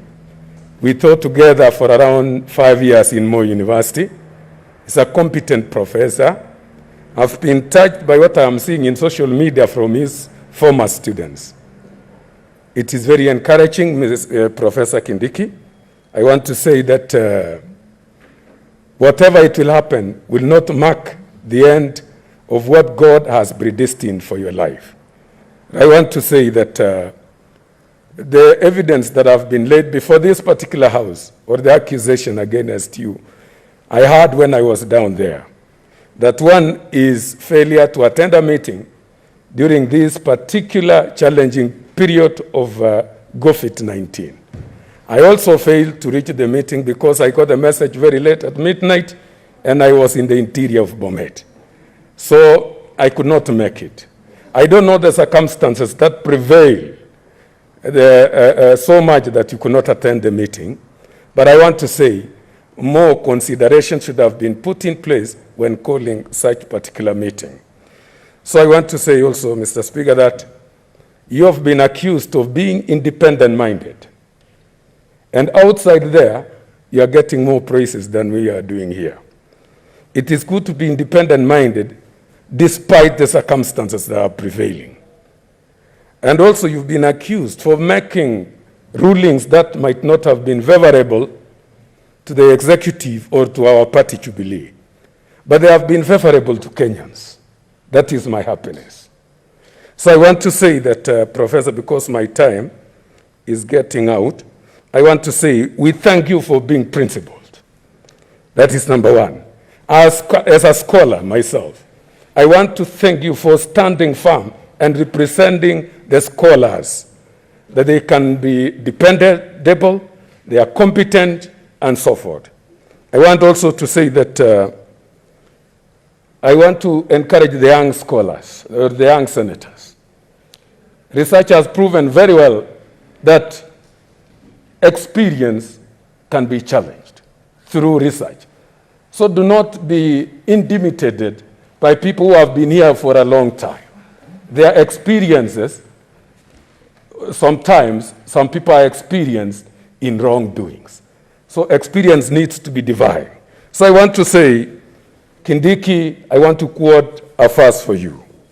If you read Romans chapter 8, verses 28, it reads that all things happen for the good of those who are with God. Don't worry. I don't know if it has been predestined that you will remain or you will go. I don't know. But whatever it will come out thereafter, I want to say, Mr. Kindiki, stand strong.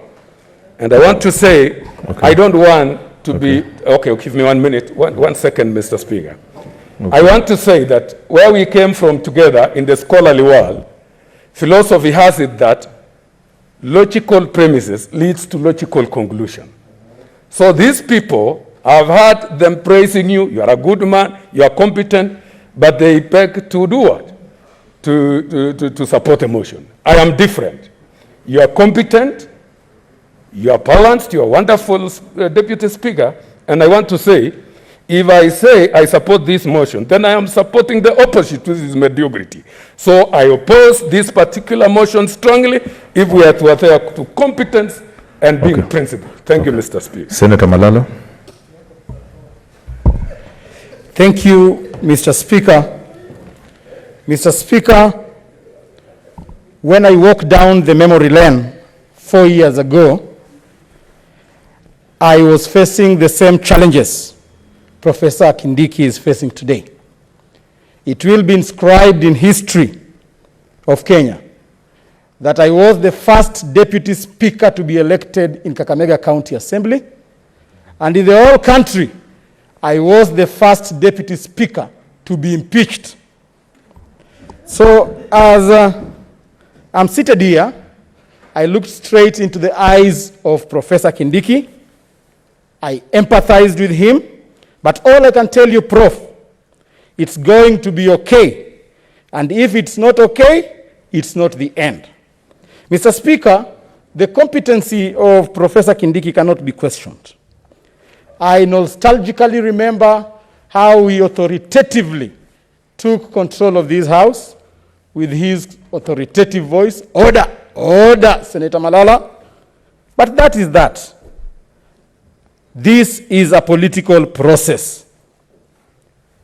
What the good professor did not know or did not read in his books of philosophy is that this is a political process which has been initiated by his party Jubilee. All I have to say, Mr. Speaker, to my good friend Professor, is that we loved you, but Jubilee Party loved you more. I support this motion. Thank you.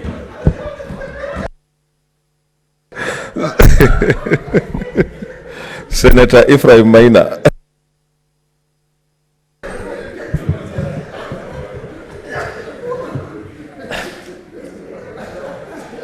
Okay. Yeah. Thank you, Mr. Speaker. Thank you, Mr. Speaker. From the very beginning, Mr. Speaker, you actually advised us that we were not impeaching anybody. And the matter in front of us is a matter for us to make a decision, but we were not impeaching anybody. Therefore, regarding all the attributes, correct ones that have been given to our brother Kindiki, that stands. And I don't think anybody in question, there is any question. But Mr. Speaker, we all know, and we must all realize, that in the world we live is a world of virtues, it's a world of tradition, and the law counts just at the end, Mr. Speaker. Mr. Speaker, we have the situation that these positions originate from a political process. They originate from a political party. And Mr. Speaker, that is really the beginning of anybody gunning for a position, even for elective positions. You begin with a political party, Mr. Speaker. And this is no different from other organizations. For example, religious organizations. You have the Catholic Church. And I want to say, nobody will ever question when in the Catholic Church, a father is moved from point A to point B. Mr. Speaker, this matter came out of a political process, and I think a lot of time has been spent laboring on the very good attributes of the able lawyer, Professor Kindiki. Having been a professor, I have no doubt that he is a very excellent lawyer. But Mr. Speaker, you said it very early that nobody, that was never really the issue that we were to adjudicate. We have a matter here regarding the issue of the virtues of the political party, and Mr. Speaker, this is what we are coming to. And the question is whether do we go with what the political party is actually aligning itself, or do we come here in this Senate and start discussing how political parties should behave themselves? I don't think that is our job at all. And Mr. Speaker, let nobody, all the adjectives that have been used to assert even kind of a bad tribute to this House. We have had all kind of attributes. And Mr. Speaker, if there was a way some of these tributes could be erased, because they don't hold. This is a house of honor. Mr. Speaker, truly, this is a house of honor. And the tributes some tributes have been made. I think emotions have run higher than normal today.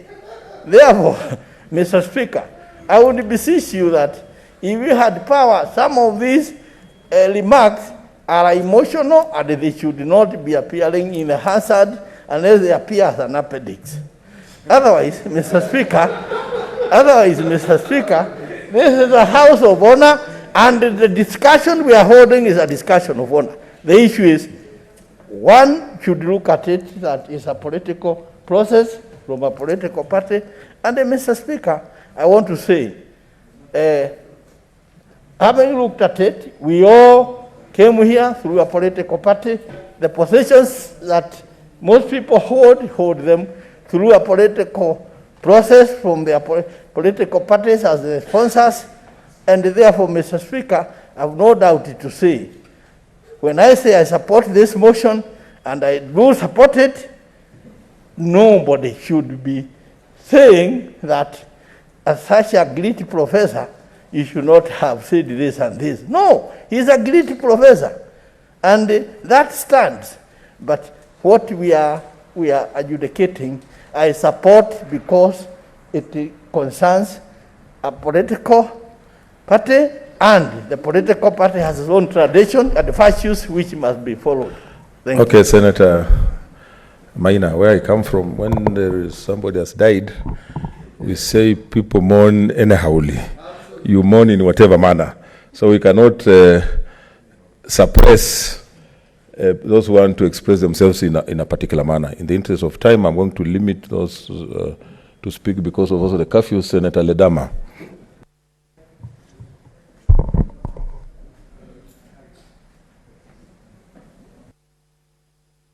Mr. Speaker, sir, I thank you. And to my honorable colleagues from the both sides of the aisle, and to the future generation who we are bequeathing this world to, I have this to say. Party loyalty versus meritocracy are two very different things. Today, my dear brother, the man I respect a lot, Professor Kindiki Kithure, we're here to discuss the issue of party loyalty, not your competence. I have sat on this chair and listened to you, give your rulings, which are well thought out, and your competency can never be questioned. The issue at hand here is an issue that has been brought by your party in regards to your loyalty to that party. My brother, you and I go through the same challenges when my party loyalty was being questioned. And I stand here to say that I'm fully loyal to my party, ODM. I have been a loyal member of that party, ODM. And my party leader have been informed by other squatters. I call them squatters because they are not even people who have homes, that I was disloyal to the party. That is not true. My brother, you know, if it is a matter of democracy, democracy for me, and the defense of democracy, is a matter of life and death for me. But in this case, it's a party loyalty issue. My dear brother, your goose is cooked. The best you can do is to leave and fight another day. The fight that I'm personally going through, which has brought a lot of questions, is what I want to share with you so that you know you are not alone in this fight. And to the people of Tharaka Nithi, I want to plead to the people of Tharaka Nithi to continue supporting the process of democracy that brought you into this house. Because when we come into this house, we are given opportunities to serve as committee chairs, as deputy speakers. In fact, if you remember, my dear brother, when you were elected, I was your competitor. You won, and I shook your hand and I said, congratulations. So life has ways of teaching us. Party loyalty, some may argue that it might reduce the greatest to a mere, to the mere masses. But these are things which are there in history that we cannot change. So to end, I don't subscribe to the school of thought that says that we should blindly respect our parties because of democracy. But when a party has made a decision, there's nothing that we in this house can be able to do to be able to save you. If my party made a decision to de-whip me, whether or not I put a fight, the only thing that I can tell the party is that I am loyal to that party. And I will stay in that party to fight from within for my position. Because I believe that the people of Narok who elected me here did so because of merit, but not because of mediocrity. So I want to tell you, my brother, that it's going to be well. You know, these are positions we are given, and I've come to learn that politics is a really dirty game. It is a dirty game. So to end, I end with these two words: meritocracy versus political party loyalty. It's something that all of us must define in the future. Are we elected because of merit or because of our loyalty to the party? In this case, it is because of our loyalty to the party that we are given that chance to serve. So my dear brother, and I want to assure my party leader that despite all the rumors you're getting, I am loyal to the core. And the people of Narok remain loyal. My brother, I'll pray for you.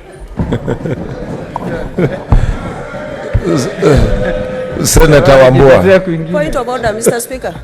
Point of order. What's your point of order, Senator Dulo, as Wambua approaches? Mr. Speaker, pursuant to Standing Order 106, I would request, because of the interest of time, to limit the time of talking to 2 minutes. I thank you. Point of order, Mr. Speaker, sir. What's your point of order, Senator Haji? I support what Senator Fatuma Dula is saying. Some of us are fasting, Mr. Speaker. Many of you are eating and drinking. So please reduce the number of people who are contributing their time to 2 minutes. Okay, we have very few interests which will all be accommodated, so we have only about 2 or 3, then the leaders. So, Wambua. Thank you, Mr. Speaker, for this opportunity to make a contribution to this motion on the removal of Senator Professor Abraham Kithure Kindiki from the position of Deputy Speaker of the Senate of the Republic of Kenya. The Speaker, the mover of this motion, the Majority Leader, Senator Kangata, the Whip, Majority Whip, has tabled what he believes to be the grounds for the removal of Senator Kindiki. Mr. Speaker, of all the grounds that he has tabled, the Senator of Kithure will be guided by the ground of the fact that the appointing party has lost confidence in Kithure Kindiki, Senator, as Deputy Speaker. The Speaker, there is no amount of debate on the floor of this chamber that can fix that relationship issue. It's a relationship between the Senator and the leadership, the top leadership of Jubilee. The Speaker, what we're being called upon to do today is to make a political decision. And for the avoidance of doubt, Mr. Speaker, that decision will be made. When debate on this motion began, Mr. Speaker, I listened to our senior senators, our leaders, our lawyers, arguing and debating on the application and interpretation of the law in regard to the removal of the Deputy Speaker. But the Speaker, even those of us who are not lawyers, we know very well that you cannot use general provisions of the law to make a decision on a matter for which there are specific provisions. So, Mr. Speaker, Article 106 will apply on this one. But more so, Mr. Speaker, I want to say, Mr. Speaker, that the decision that will be made on the fate of Professor Abraham Kithure Kindiki has got nothing to do with his competence or performance on the chair. In fact, Mr. Speaker, and I want to support the contribution by Nairobi Senator Sakaja, that the Majority Whip did not do a very good job at the moving of this motion. When you want to tell this House and this country that one of the reasons why you want to remove the Deputy Speaker is on account of a decision he made on the chair, the Speaker, that will set a very bad precedent. That future speakers will be looking over their shoulders before they make any decision. Decisions that are made on the floor of this House are Senate decisions. They are not decisions of an individual speaker or an individual senator. The Speaker, having said that, I would want to specifically speak to my brother, my neighbor, Senator Kindiki.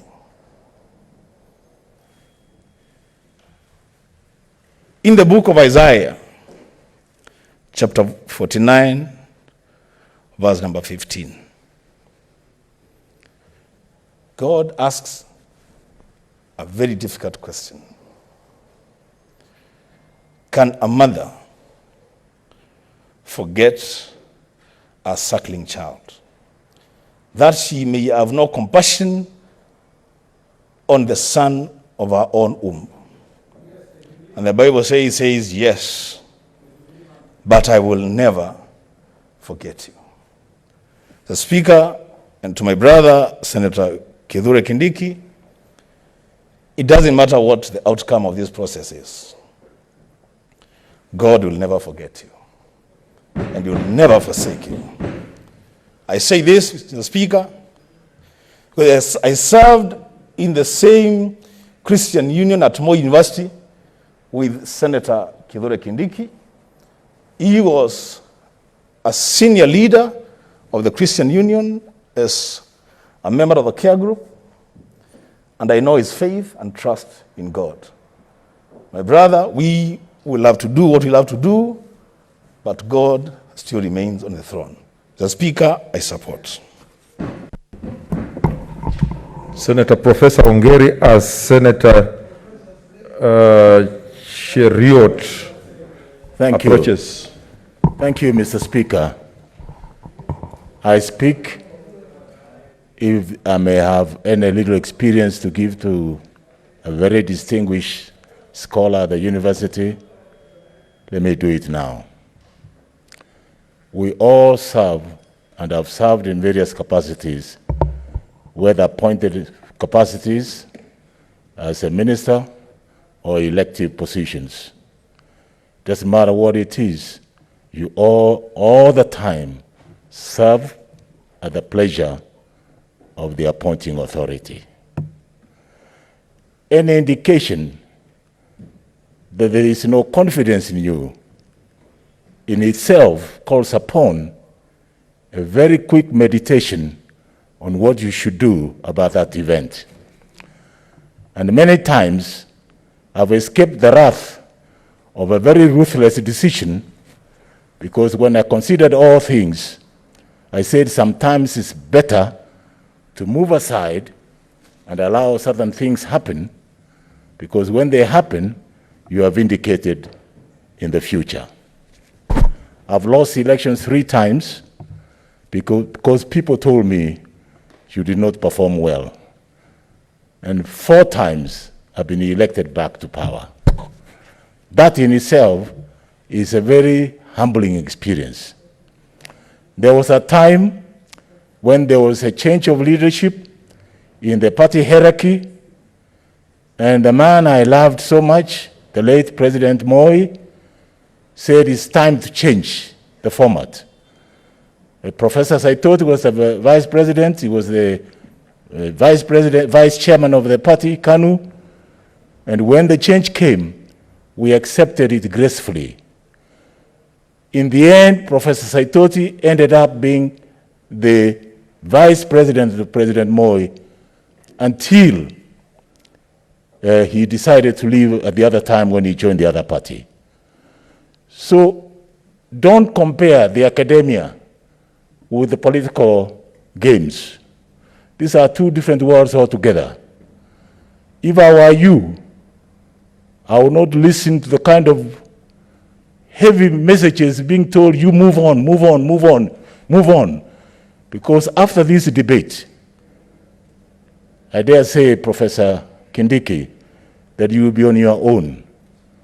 And that's the time you will know those who are pushing you, they'll be miles away.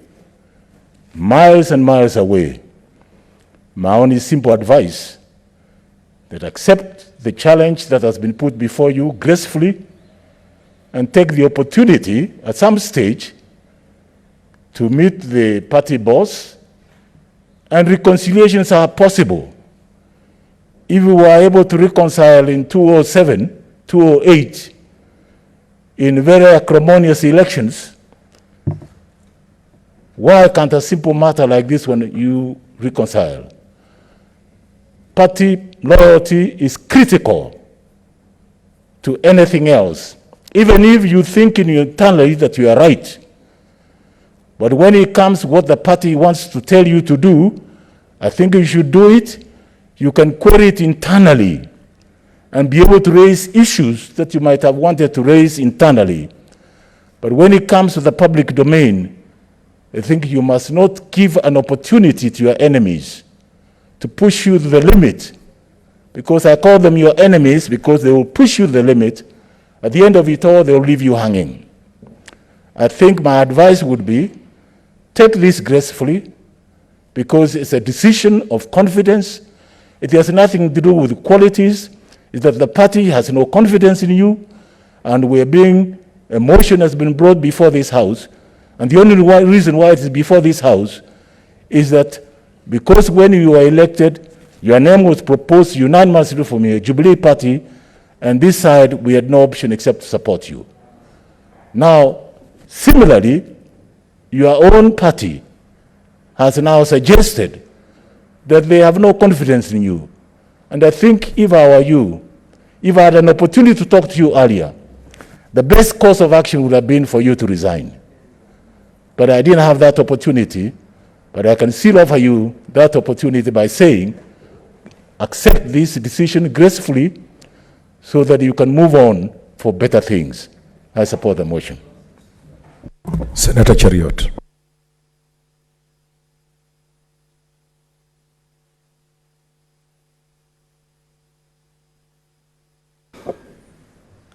Thank you, Mr. Speaker, for giving me this chance. Mr. Speaker, I oppose this motion. Mr. Speaker, celebrated Senegalese author Osman Sembene, while writing in his book, Hala, speaks of the importance of African leadership and gives it as an example that it is based on our inability to focus on what is essential, but our legendary desire to always be preoccupied with trivialities, that Africa is what it is today. Mr. Speaker, if a visitor were to visit Nairobi and were to be informed that the Senate of the Republic of Kenya is meeting this afternoon, and they were given the question, why do you think the Senate of the Republic of Kenya is meeting? They would perhaps think that we are meeting as a reaction to the pleadings that were made by the Council of Governors Chair, Governor Wycliffe Oparanya, 3 days ago, reminding the country that up to this point as we speak, our county governments are yet to be furnished with funds to fight the COVID challenge that this country is facing. Or perhaps you would be told that this Senate is meeting to consider and try and establish the truth of the veracity of the claims that were made in the local dailies recently, that up to 358 billion of taxpayers' money that should have been used to fight this particular menace has been stashed away. Or even a simpler reason, Mr. Speaker, that we are just trying to brainstorm on how we can cushion our citizens during this difficult time. But lo and behold, Mr. Speaker, you will be told that you are meeting to discuss the conduct of a deputy speaker who failed to attend a meeting. Therefore, the Senate of the Republic of Kenya is gathered. Who cast us Africans, Mr. Speaker? What is our problem? Why do we ridicule the people that send us to this house? If we had this same amount of energy and vigor that you are displaying this afternoon, then this house, Mr. Speaker, should have concluded the bill that was generated here more than a month ago on various responses to the challenges of COVID that are being faced by the various citizens that we represent in this house. But it is what it is, Mr. Speaker. That's why we are gathered. I want to speak to my friend, Professor Kithure Kindiki, and ask him to take heart and stay strong. Remember the words of the late Maya Angelou, the American poet, that don't make it your life mission to survive, but seek to thrive. Senator Kithure Kindiki, you have sought to thrive. Many will make the decision today that is convenient for them to survive politically, but you have chosen to thrive. I stand with you, my brother. Finally, in concluding, Mr. Speaker, I want to urge my colleagues, because we've had long lectures about political party loyalty. Be loyal to the party leader. Read Article 91 of our Constitution before you sleep tonight, fellow senators, on what is a political party. I argue today before this House, Mr. Speaker, that a political party is not the party leader. When you disagree with the party leader, you have not disagreed with your party. And that is a mistake of Kithure Kindiki. Read, understand that a political party is about good governance. It's about the ideals of democracy. Go further and read Article 91 too, that in this country it is against the law to form a political party along the ideals of religion. I weep, Mr. Speaker, because what has befallen my party, Jubilee, is that it has become a religious cult, where if you disagree with the party leader, you are called a heathen and thrown out. That is what is happening to Kithure Kindiki, and it's against the law. We need to be sincere to ourselves and rise to the occasion as a house. Speak to the true ideals of democracy and say that enough is enough. If we believe that we are a house that is founded on truth, founded on all the ideals of democracy, you cannot support such a motion. Don't give us excuses and say, oh, political party loyalty. There is nowhere that shows that Kindiki has absconded his duties as a Jubilee senator. Senator Kindiki, walk proud and tall. I can assure you, because I know the pulse of the membership of Jubilee, the more than 8 million members of a Jubilee party, if a vote were to be taken today, they will stand with you and tell you that you're on the right path. Speak truth to power and stay true. Thank you, Mr. Speaker. Senator Kithure.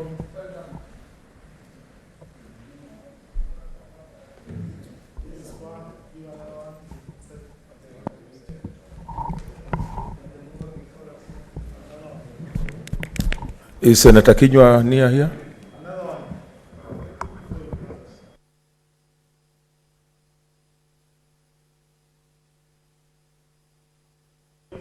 Bwana Spika, hoja ya nidhamu tafadhali.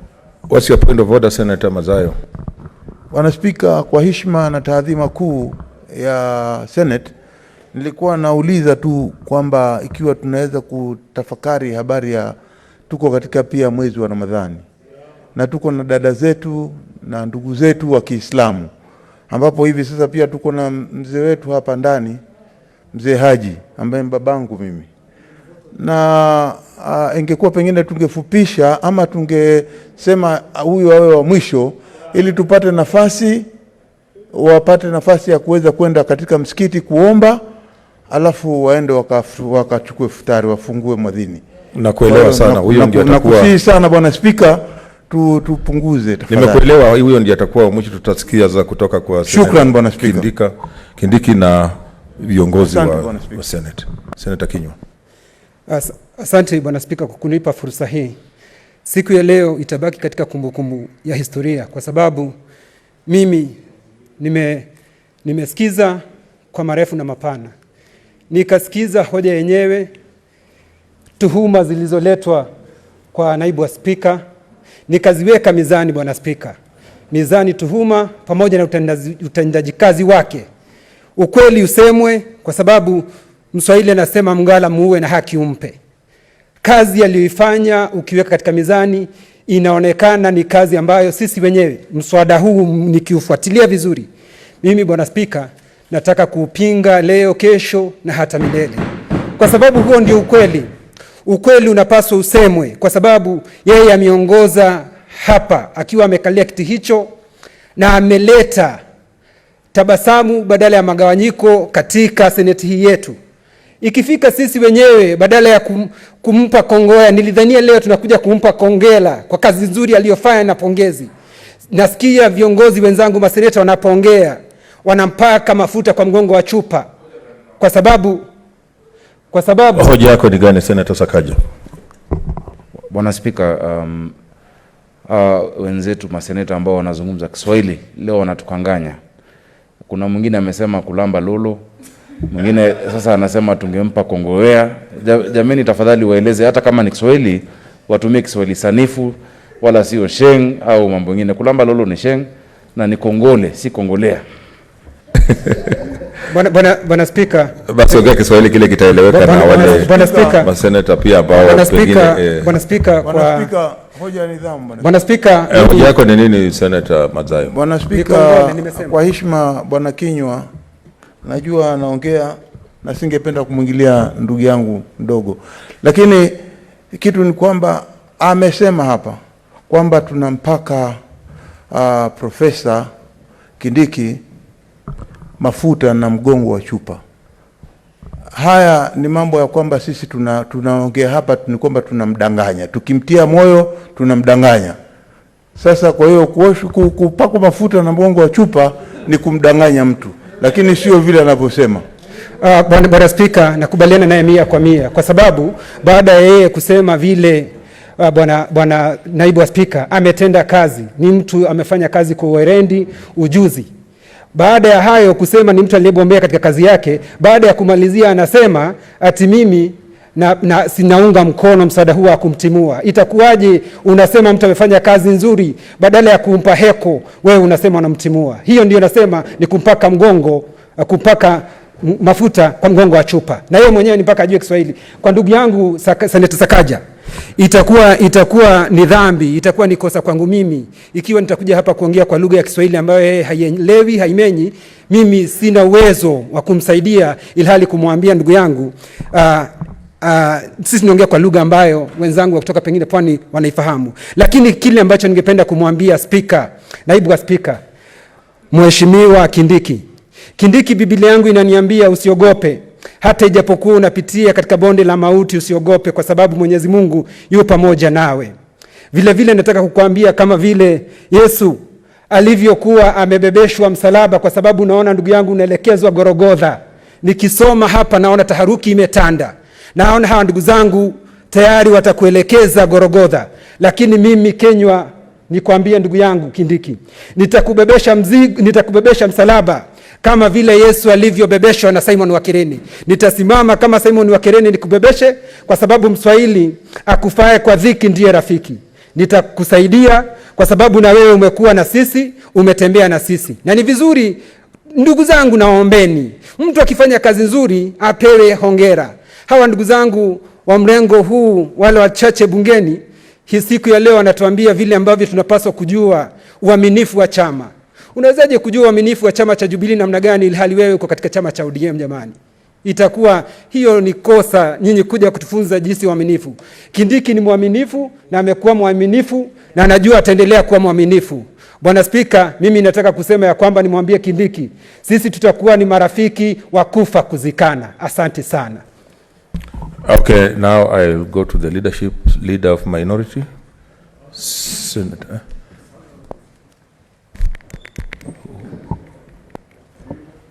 Senator Orengo. And the leader of majority should be near here.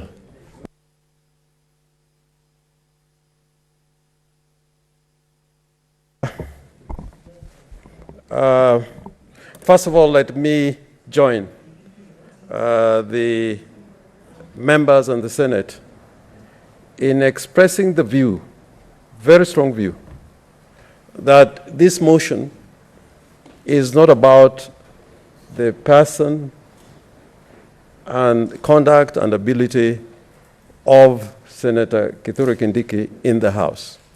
I think if there's anybody who came to that conclusion, then they are arguing the wrong motion. And indeed, Mr. Speaker, I am one of the last persons, and there are many senators who were with me that fateful evening. I think Senator Maura was there. where we are looking for a pathway.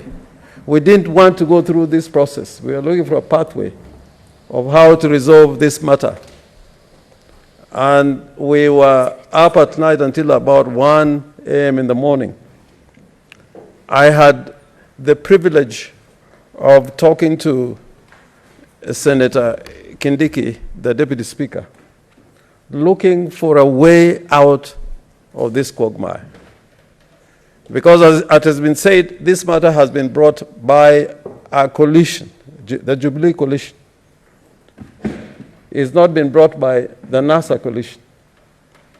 And Mr. Speaker, that being the case, and Mr. Speaker, you know this, and Senator Kithure Kindiki knows this, that when this House congregated for the first time for the election of the Speaker, or the Deputy Speaker, or the leadership of the House, everything depended on the decisions of the political parties. Senator Olekina Ledama, a very qualified senator, he ran for the office of the Deputy Speaker. We could not marshal enough numbers. It was a question of competence. It was a question of numbers. That is how, at the end, Mr. Speaker, sir, you were elected as Speaker of the Senate, and Senator Kindiki was elected as the Deputy Speaker. And I have all my respect for Senator Kindiki. I've been with him in court, addressed the court in my presence. I've read some of his works. But at the end of the day, the Constitution of Kenya says Kenya will be a multi-party democracy. The party, the centrality of the party in our democracy cannot be gainsaid. And you can go through a lot of provisions of the Constitution. The President of the Republic of Kenya was sponsored by a political party. Not just 2 or 3 members of that party. He had to secure, I think, more than 2,000 signatures of party members, not registered voters. People who are registered voters, and they're also party members. So as we debate this matter, let's place the truth where it lies.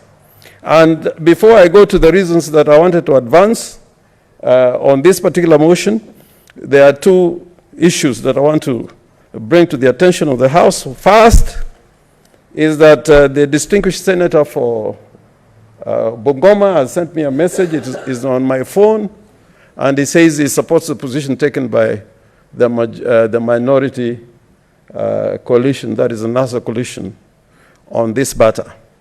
And our position is very well known. Mr. Speaker, just look at what, or hear those words Olekina has spoken in this august chamber in relation to his party. Imagine Senator Kindiki Kithure on Tuesday after the meeting made such an announcement that I'm loyal to my party, Jubilee. What a difference it would have made. But I know that he would find it very difficult to utter those words. And I know there are many people on the side opposite who would find it very difficult to utter those words, those magic words.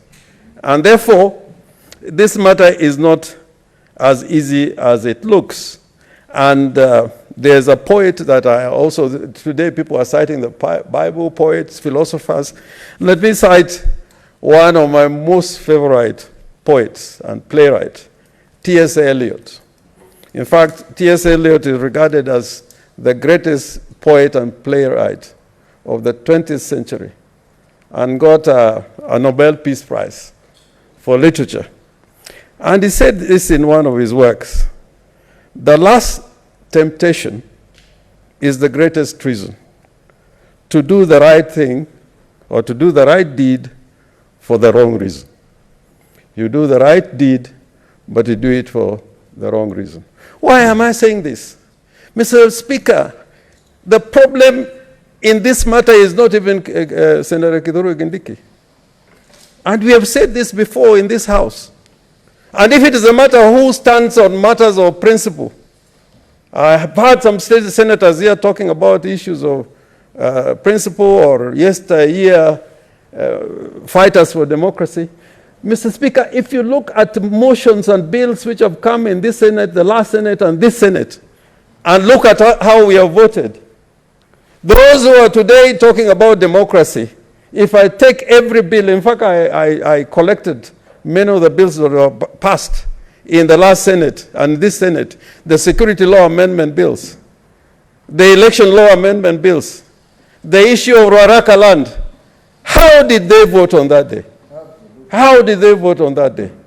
They talk about democracy everywhere until they lose their positions. How strange is that? On matters of principle.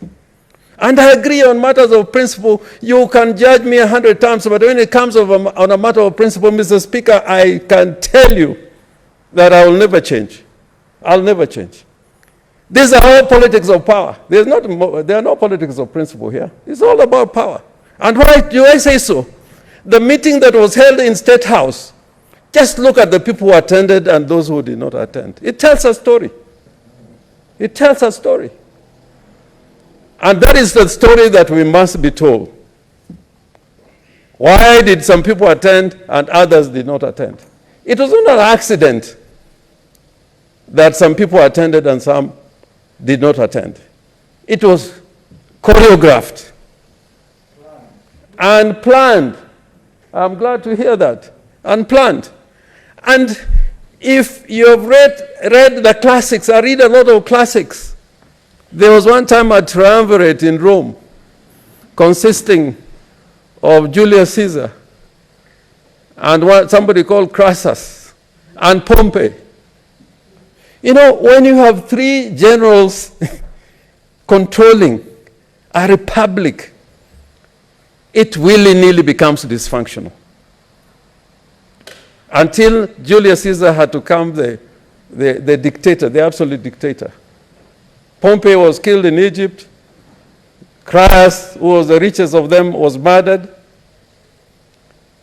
Mr. Speaker, in Kenya today, we have a Rasputin who is occupying a political position. And that is Rasputin, we are giving him an AK-47. There's a Rasputin in the Republic. And that Rasputin has many messengers in this house. And the problem is that Rasputin was the greatest defender of the Tsar of Russia. Very close to the family, very close to the wife. What's your point of order, Senator Ochila Yako?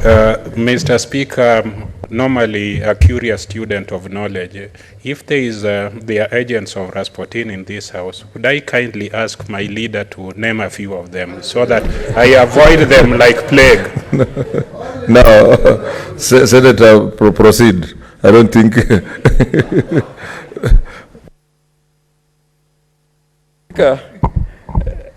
I know you know them. You are just being a little bit clever by half. You know, the problem with this man, Rasputin, he died. He died. But after he died, what happened to the Tsar of Russia? History will tell. History will tell. The Jubilee party should sit together as to whether you're going to obey the Tsar or you're going to obey Rasputin. That's when this problem is going to end. You cannot have an army with two field marshals. This is what is happening. And is causing havoc to this country. There's a time, Mr. Speaker, I said on the floor of this House that Jubilee is dysfunctional. And we want a party that is functional, like a party that is in government. So we are coming together as Republicans, as Kenyans, to ensure that the 2 years that Jubilee has, you can at least do something with it. These things you're talking about, COVID, and I hear Senator Cheriot coming here, is now the greatest campaigner for the rights of the people. But look at the motions we brought here. I can challenge Senator for Kericho of how he has voted in the past on matters that concern the people. So I am pleading that Senator Kithure Kindiki, this is probably not quite your day. not quite your day. But I think you did the right deed for the wrong reason. For the wrong reason. For the wrong reason. And that's why you are here being, the center of this motion, when I know that really you should not be at the center of this motion. But you did a wrong deed, right deed, for the wrong reason, because that reason did not relate to the commander of your party, and in addressing the agenda that he had agreed that should be addressed to attain a one Kenya indivisible that can, in the end, be judged as a truly prosperous nation. And I want to say in the end this, these days, people talk politics like they are playing with toys. We have people here in this house who have been dragged out of this house and murdered. There are people who have been detained for 10 years. We are talking as if this Senate cannot have the same kind of people to sacrifice. And they shout the loudest out there about talking about the truth and justice. Justice, you can only talk about justice if the president is talking about fighting against corruption. You should be the loudest and saying that we are fighting against corruption. But what do we hear? That corruption is being politicized. Corruption is being politicized. Now, who is going to speak for the government in this house? And Mr. Speaker, therefore, I want to end by saying this, just to address finally some of the issues that Senator Murkomen was talking about. They are constitutional offices. If you look at the Constitution, including being members of parliament, the member, if you are to be recalled, the Constitution says itself the manner in which you'll be recalled, and the manner in which the accusations against you must be addressed. In fact, if I may read, Parliament shall enact legislation to provide for the grounds on which a member may be recalled, so that a member of Parliament cannot be recalled without any grounds. So where the Constitution thinks that it is important to put out grounds, like when you are impeaching a judge of the High Court, or you are seeking the removal of the Director of Public Prosecution, or you are seeking to remove the Auditor General, you are required to state the grounds, and they must fall within the remit that is found in the Constitution. But when it comes to the Speaker and the Deputy Speaker, there is no such requirements. Article 106, and if you may read it, the office of the Speaker or Deputy Speaker shall become vacant when a new House of Parliament first meets after an election. B, if the office holder as a member of the relevant House vacates office under Article 103. C, if the relevant House so resolves by resolution supported by the votes of at least two-thirds. So it says what you require is a resolution. And at the end of this debate, we are going to have a resolution. And therefore, Article 47 was not being well interpreted and constructed in the context of the Constitution. And the Constitution itself says, and I'm glad about Senator Wambua when he said, when there are specific provisions of the Constitution relating to a particular circumstances, then you cannot fall on the general provisions of the Constitution. You follow the provisions that are set out in the Constitution, and they've been elaborated in the standing orders. And Mr. Speaker, on this question, one can go on and on and on. Now, this Parliament, I know, is going to be required to play a very critical role in the next 2 or 3 months. Because when there is constitution making, when there is reforms, Parliament must be at the center of it. And we must, as a Parliament, as a Senate, be together in this great quest to make Kenya a better country. And therefore, those who have decided, and they have those who believe in the course they have taken in trying to reform the country, and they need the support of institutions, including Parliament, they must be rest assured that you're having a reforming Parliament. And I disagree that this Senate can be described as a bad Senate.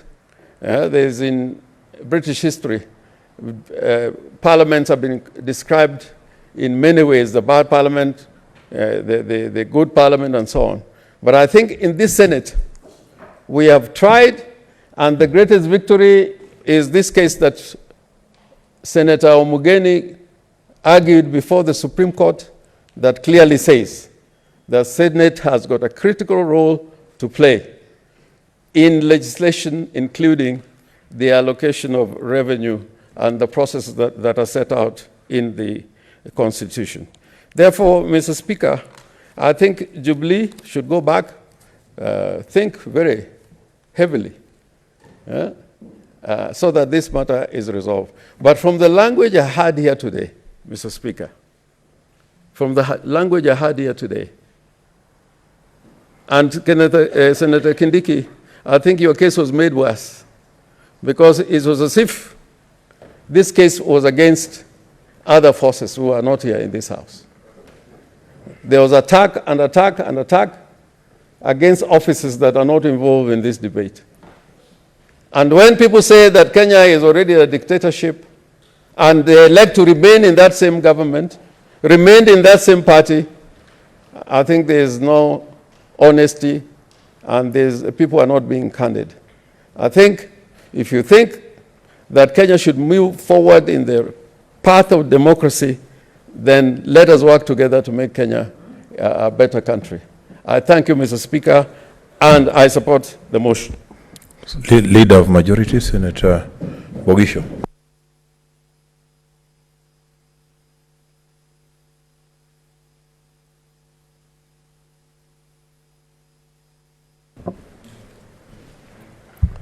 Mr. Speaker, in supporting this motion, I'd like to say just a few words. Speaker, in my short or long history in politics, I have seen the role the party can do to determine whether you move forward, sideways, backward, and or even that you drop out completely. I've seen all those things. And so, Mr. Speaker, there is no need. Sometimes the experience that I have, I could share.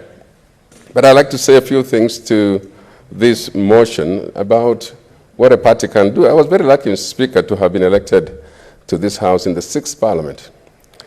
And when I came here in the 6th Parliament, Speaker, one day, I can just tell you that briefly, one day, in just one day, the Speaker, my party, which was the only party in the country, sat here in the old chamber. And when I came out to have tea, Mr. Speaker, at 4 o'clock, having been a member of Parliament, it was announced to me, Mr. Speaker, that I was a stranger in the House by 4 o'clock. And so, Mr. Speaker, I was a member of Parliament in the morning, and by afternoon session, I was a stranger in this House. That is a party. The party can do that to you. At that time, it was called expelling you from the party, and I was expelled from the party, Mr. Speaker. But I stand here today. So times change. I sometimes, Mr. Speaker, I consider it a great thing that happened to me, because I went on to do other things and still came back here. What I'm saying, Speaker, to my friend, Professor Kindiki, and he knows that Mr. Speaker, I have, if these were issues about his capacity or his integrity or things like that, we would not be talking things like, if it was a debate about his character, for example, Mr. Speaker, it would be different. But I wanted him to know that a lot of your friends, a lot of his friends, are going to vote for this motion. A good number of your friends, and they'll still be your friends. It's not because of this that they are not your friends. In fact, some of the people who are going to vote for this motion are better friends than those who probably will try and show you that they support you. Because they're telling you the truth. The reality in life is about how you relate with your party. how loyal you are to your party. And Mr. Speaker, some of my colleagues have said to the Senator for Tharaka Nithi that it doesn't matter whether you respect your party leader or not. I think those are the people who are not really your friends. I think those are really the people who will put you in deeper trouble. That's not true. It's not possible. And so as we stand here, Mr. Speaker, being the fact that the process that has ushered us into these places is that same political system. Mr. Speaker, it was the same party leader sitting in a chair, chairing parliamentary group, a state house, that ensured that Professor Kindiki became deputy speaker, who ensured that Murkomen and Susan Kika and all that team became office bearers. It was not for being nicer or being more intelligent or being anything, Mr. Speaker. It's just because the party leader decided. And the party sat together and the coalition and voted that time. So, Mr. Speaker, I'm just saying, sometimes the people who speak above everybody else trying to assure you of their support may not necessarily be the ones to support you. Some of the people who are going to guide you along the way after this are the people who are sitting saying to you that please accept these things. And I want to say the same thing, accept these things that are coming on you because they make you stronger, they bring out the best of you, they'll make you who you really are. And so, like somebody said this afternoon, Mr. Speaker, that we loved you, but the party loved you more. And Speaker, you know that language, Mr. Speaker, is a language of finality, and we don't want to go that way. We want to encourage you that you are going to bounce back. I heard Senator Murkomen says, I'm going to bounce back. You will bounce back. You're still the Senator of Tharaka Nithi, the great professor, a friend of many here, and we will give you the support that you need. And so, Mr. Speaker, I didn't want to take too long to speak about the issues, because there are no issues really to talk about. It's just the fact that the party requires strengthening, the party requires direction, the party leadership has decided, and we are going to vote this afternoon. And whatever the fate is, Professor Kindiki, be willing to say, thank you, I have served this country, you've been given a chance to serve this country, you've served it with greatness, you should be thankful. At your age, you've been able to occupy very high positions like this one. And in fact, that's what my advice to all the others, and here, Senator Murkomen and Susan Kika and others. You are very fortunate in a political system to have served when you did. It's not because others were not able to fill that position. And so let's just assure ourselves that as we move on from here, some of your best friends are the ones who are going to vote for this motion, and they'll remain great friends of yours. Mr. Speaker, I support, and I wish that those who are voting for this, we finish this matter, and we are able to get back and a stronger party, stronger side in the majority. And I want to thank all those who have supported this motion. Thank you. Okay, honorable senators, like I did say in my communication, I will now give this opportunity to the Deputy Speaker, Senator Professor Kindiki Kithure, to say something.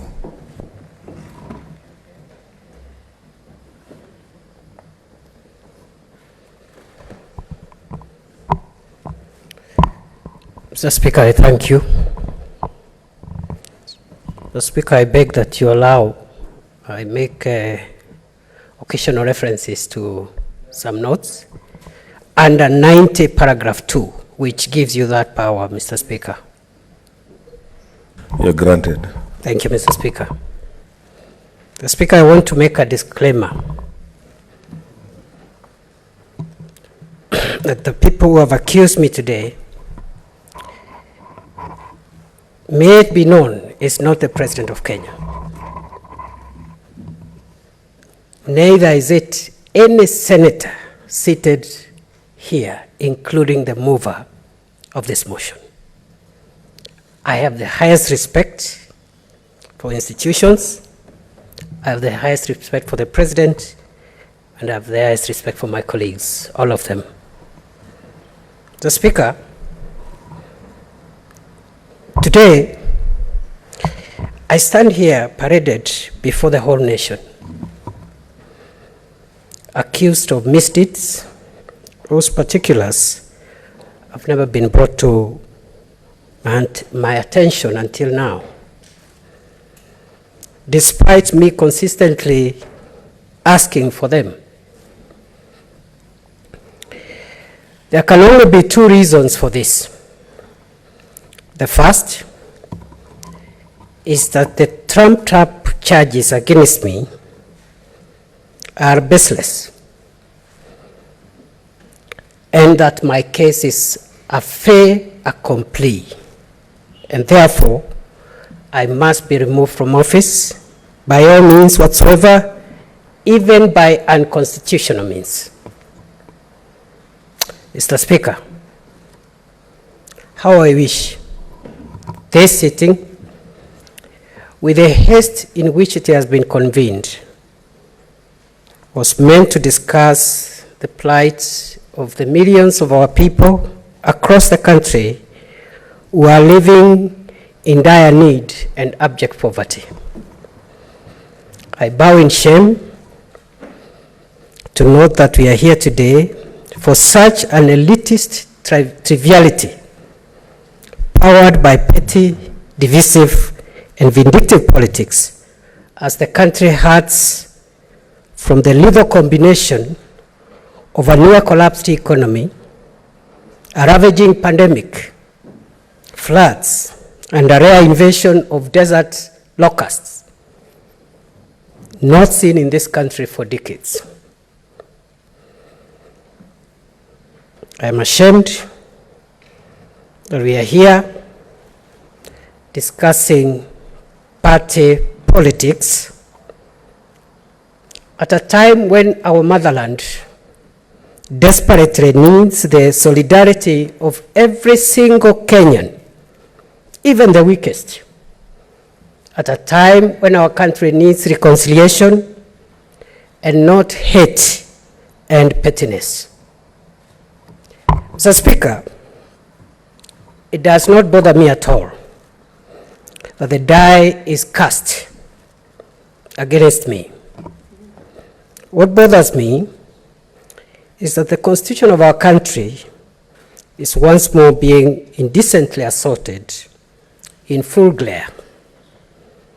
A handful of raw fellow citizens who have made it their orgy of pleasure to humiliate freedom and truth with reckless abandon, with little patience for procedural dictates of our Constitution, which would have given our country some semblance of honor, even fake, cosmetic, or hypocritical honor.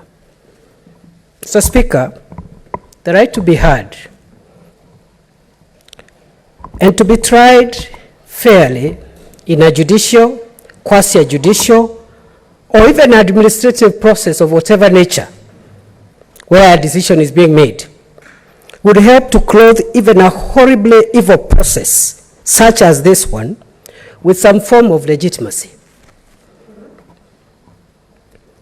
Give a man a chance to defend himself, even if the defense is regarded inconsequential and an outcome has been predetermined. Thank you. Mr. Speaker, my faith in God, instilled in me early in life, has helped me to navigate even the deadliest of the storms of life with minimum injury, or even none. Also, my more than 1 decade in academia helped me build moral resilience adequate to withstand the temptation of living an unprincipled life, and to resist the urge to pursue vanity. It taught me never to sell my beliefs for expediency. Mr. Speaker, sir, His Excellency President Uhuru Kenyatta, whom I am accused today of having disrespected, should know that I have always and will forever respect him. I hold him in the highest esteem and veneration as the leader of our country and the symbol of the unity of our nation.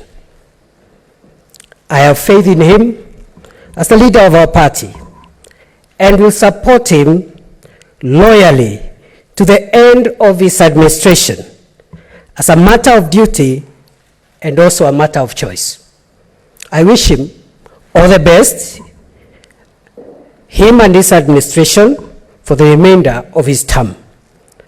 I believe beyond peradventure that the president of our country is not linked in any way whatsoever to this or with this injustice.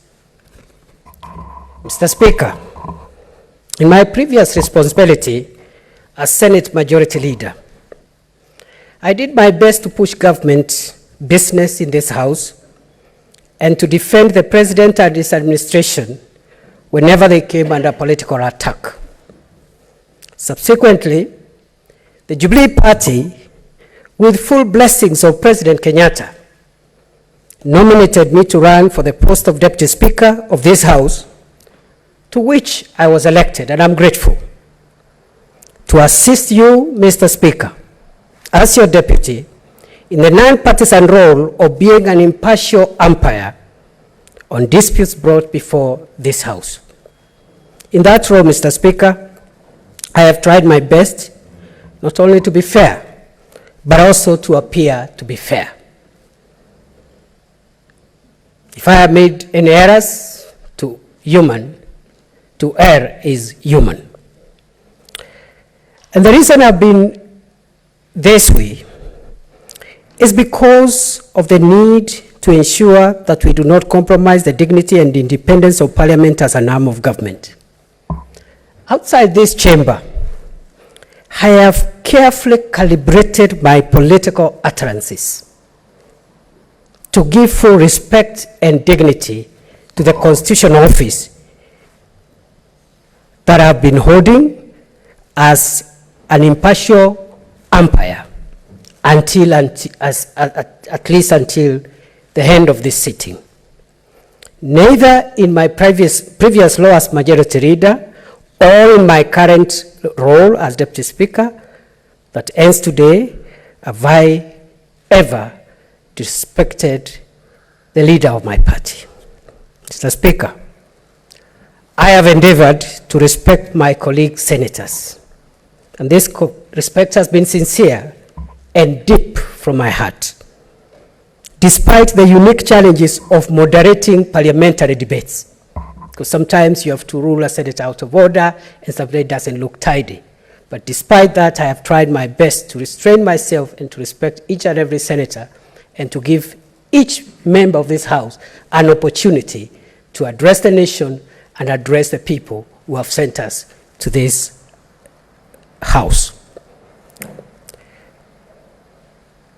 Mr. Speaker, in recent times, I have somewhat restrained myself as I observe the worrying political developments that threaten to polarize our country to unprecedented levels. My accusers, and I've already said my accusers is not the head of state, it's not any senator, may have mistaken this restraint for weakness. They thought I had no views to air publicly, or that fear had trumped or triumphed over me. They wrongly diagonized that I could be manipulated, cajoled, or even threatened to join them in what, in my view, is a treasonable project of destroying our beloved country. I respect their choice to be petty, but they also to know that humility is not cowardice. Neither is silence a sign of ignorance. Mr. Speaker, I have lived long enough to witness even darker moments when faith in our democracy and values have been severely tested. Nevertheless, I remain optimistic of better days ahead for our nation. However dark it gets, the sun of freedom and justice shall soon shine again over Kenya. Mr. Speaker, in my struggles with the powers of darkness, especially during the past 1 week, I rejoice in my tribulations. Harboring hate against them would work in their favor.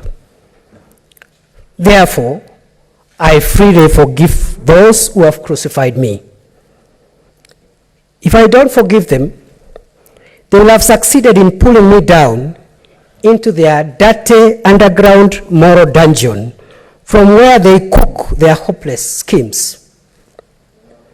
I am reminded of the wisdom of Martin Luther King Jr., never to succumb to the temptation of bitterness. And therefore, as a sign of strength, I forgive them without conditions. Mr. Speaker, however, let them know, wherever they are, that victory over darkness comes to the victims. Mr. Speaker, let them know, wherever they are, that victory over darkness comes to the victors in installments. But punishment for perpetuating the works of darkness is meted out on the conspirators in one lump sum. Those who scheme and connive to carry out wickedness should know that a lie cannot last long. As Mahatma Gandhi stated, I shall not let anyone walk through my mind with their dirty feet, and nobody can hurt me without my permission. I will forever be grateful to the tremendous outpouring of support that I have received from family, friends, fellow elected leaders, colleagues, senators from both sides of the House, staff, my constituents from Tharaka Nithi County, and thousands of Kenyans of goodwill from across our beloved country. It took darkness for me, Mr. Speaker, to see the galaxy of stars strewn all over our nation who detest and abhor injustice. This has given me great hope that our nation shall rise again. Indeed, there is hope for Kenya. Those who think that I have made a mistake must understand that freedom includes the freedom to make mistakes. Today, Mr. Speaker, we must decide whether we will live in fear or we will live in freedom. I thank you. God bless Kenya. God bless the Senate. Thank you, Deputy Speaker, Professor Kindiki. I now call upon the mover to reply. Yeah, Mr. Speaker, this job of being a chief whip is very challenging. It's very challenging, my brothers. Please, I ask senators, whenever I bring a motion as a chief whip, I am not bringing it in my personal capacity. I'm bringing it on behalf of my party. And I have taken this position and I'm going to do my task. And therefore, I urge Professor, and I'm happy that you did not take it personal. It has nothing to do with me. It is a pure political party issue. Secondly, I bring to your attention that that meeting in State House was very important. Just try to imagine yourself, you are His Excellency. You call senators, they refuse to come. Thank you. I beg you to support so that we ensure. I beg to reply and urge senators to support this motion so that we uphold the discipline in Jubilee Party and other political parties generally. Thank you.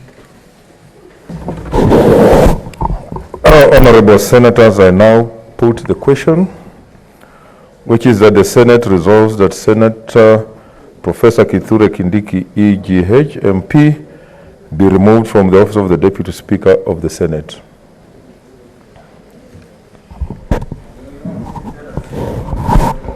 The division bell will be rung for 10 minutes, like I said.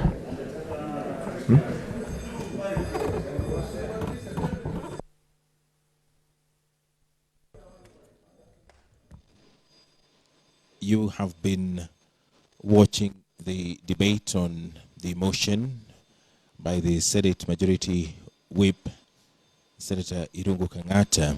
The motion is seeking the removal of Senator Professor Kithure Kindiki from the position of the Deputy Speaker. In the motion, the Senator for Murang'a County has listed a number of violations and alleged offenses by or committed by the Deputy Speaker. Among them, gross violation of the Constitution and gross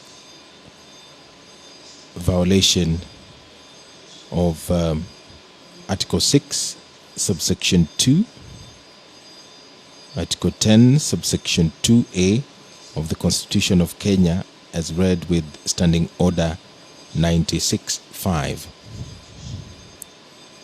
Also listed among the offences is the gross violation of Article 73, subsection 2B of the Constitution of Kenya 2010, as well as the gross violation of Article 73, subsection 2B of the Constitution of Kenya 2010, as read with Commonwealth Conventions of the role of Speaker. The division bell is currently being rung, and what is happening is that the senators are preparing to head to the voting stage, and thereafter the results will be tabulated and the Speaker of the Senate will be able to read the results of this particular process. Just to recap, the motion by the Senator for Murang'a County, Senator Irungu Kang'ata,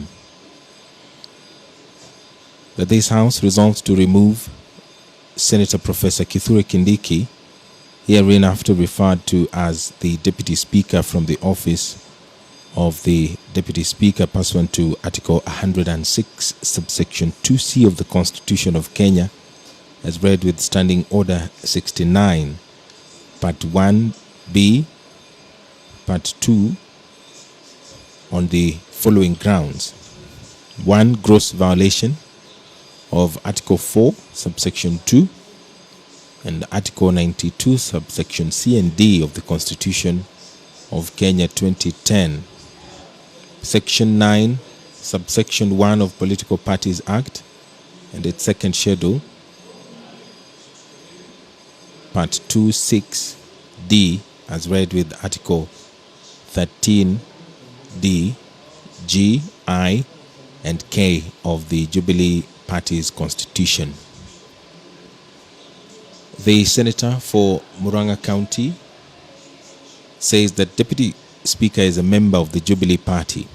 The party's parliamentary group, via the meeting held in 2018, resolved to support him for the position. It succeeded in its resolve.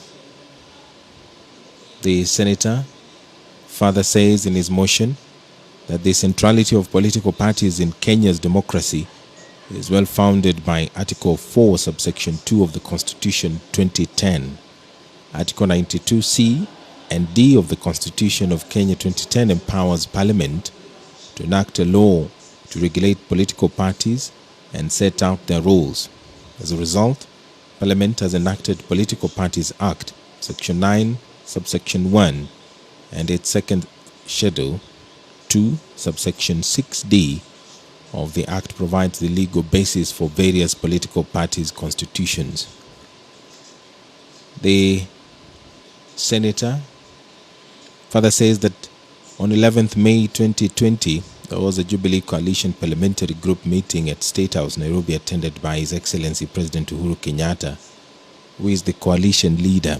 Despite the deputy president, despite the deputy speaker being a member of the Jubilee Party, he refused to attend and or render an apology for non-attendance. Annexed herein, according to the senator, and marked 1K1, are copies of the minutes of the meeting that took place at State House on 11th of May 2020.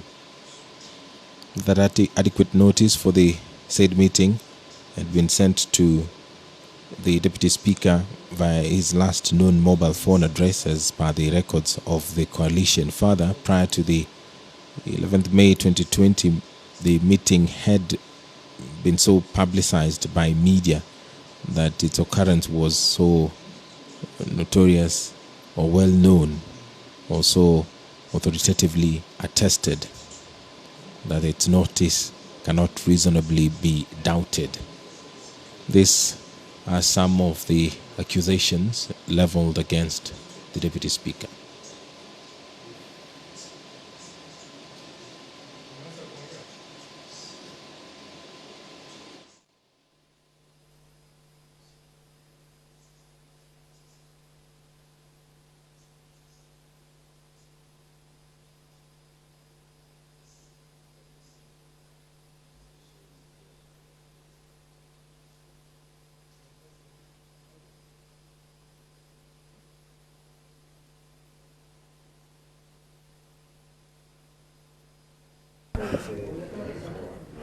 Okay.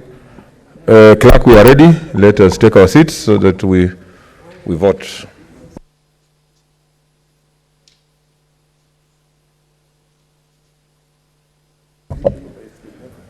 Honorable Senators, Division.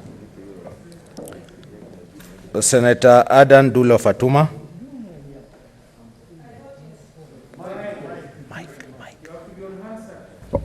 I vote yes. Senator Ali Abdullahi Ibrahim.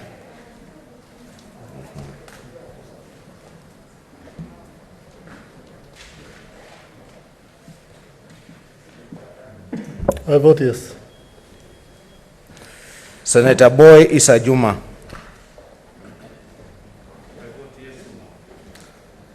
Senator Chebeni Masi.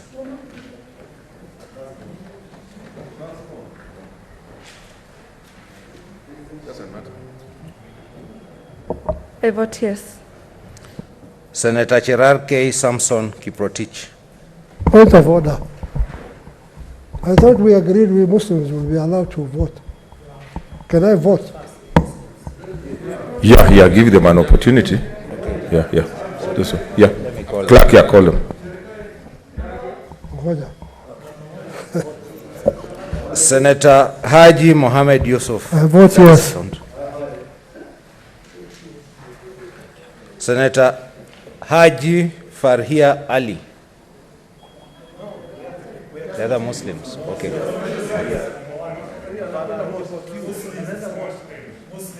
Senator Cherar K. Samson Kiprotich.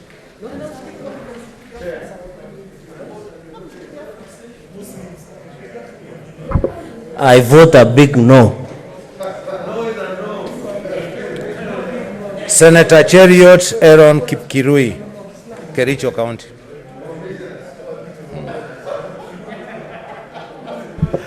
Mr. Speaker, I vote no. Senator Gona Christine Zawadi. Leave it on, eh? Watch it on. Just watch it on. Leave it on, eh? I vote yes. Senator Haji Farhia Ali. I vote yes. Senator Halake Abshiro Soka.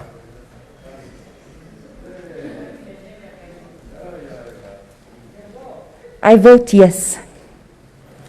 Senator Hagura Godana. I vote yes. Senator Iman Falhada Deko. I vote yes. Senator Imana Malakai Charles Ekal. Voting yes. Senator Inima Gertrude Musuruve.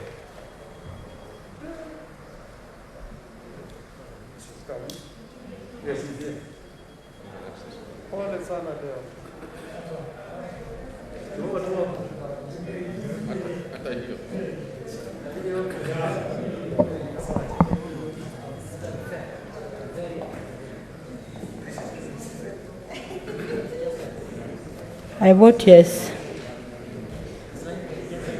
Senator Kabaka Boniface Mutinda.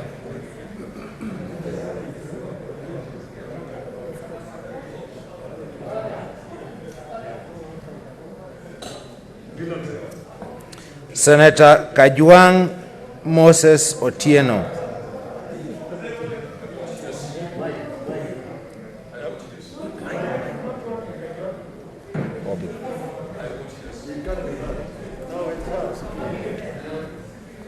Senator Kamar Margaret Jepkoech. Wait. I vote yes. Senator Kabaka Boniface Mutinda.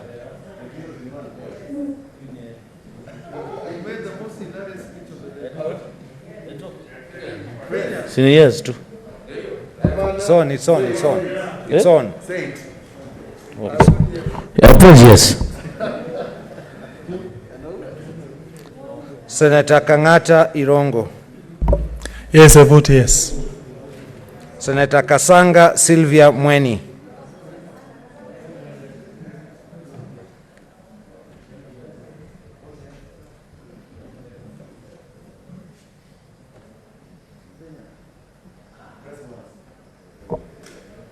I vote yes. Senator Haniri George. Mr. Speaker, I vote yes. Senator Kibiru Charles Rubenson.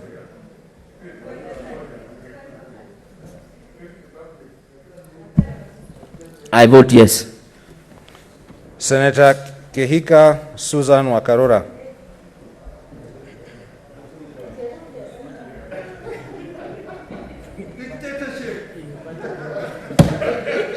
I, Susan Kihika, votes no. Senator Kilonzo Mutula Jr. I vote yes. Senator Kimani Wamatangi Paul. I vote yes. Senator Kindiki Kithure. Mr. Speaker, on behalf of Tharaka Nithi County, I vote no. Senator Kirenyaga Ephraim Mwangi Maina.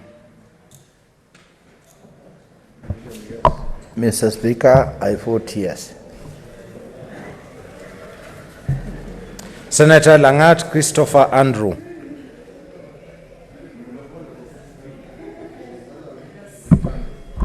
Mr. Speaker, Dr. Langat Christopher from Bomet vote strong no. I vote strong no. Senator Lelegwe Ltumbesi.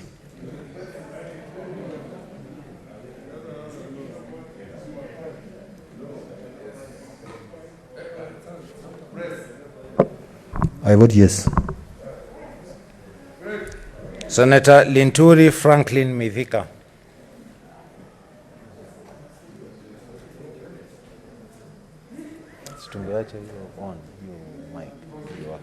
They don't have to switch on. Senator Loitiptip Anwar.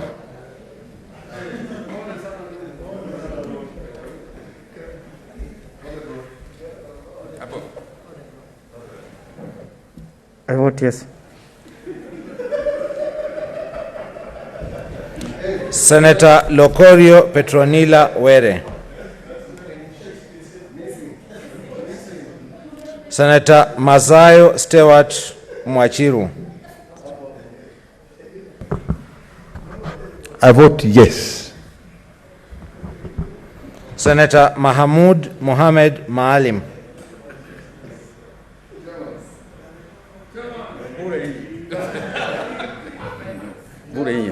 I vote yes. Senator Makori Beatrice Kwamboka. I vote yes. Senator Malala Cleophas Wahungu. Mr. Speaker, I vote yes. Senator Masitsa Naomi Shionga.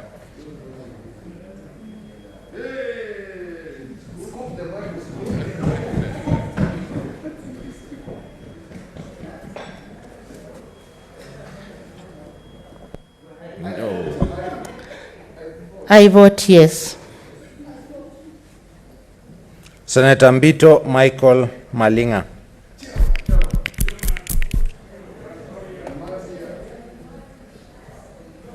I vote yes. Senator Mbogo George Ochilo Ayako. I vote yes. Senator Milgo Alice Chepkorir.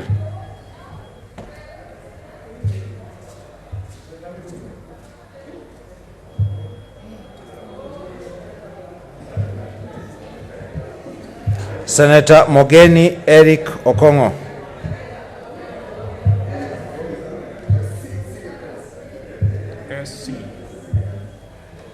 Mr. Speaker, I vote yes. Senator Moi Gideon Kipsielei Towet.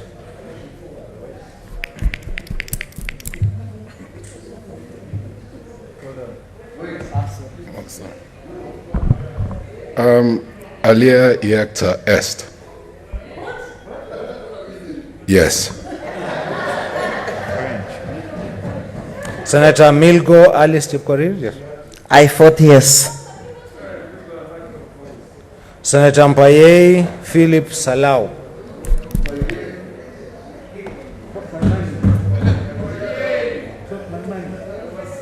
I vote yes. Senator Mugo Beth Wamboi. Speaker. Switch off kwanza.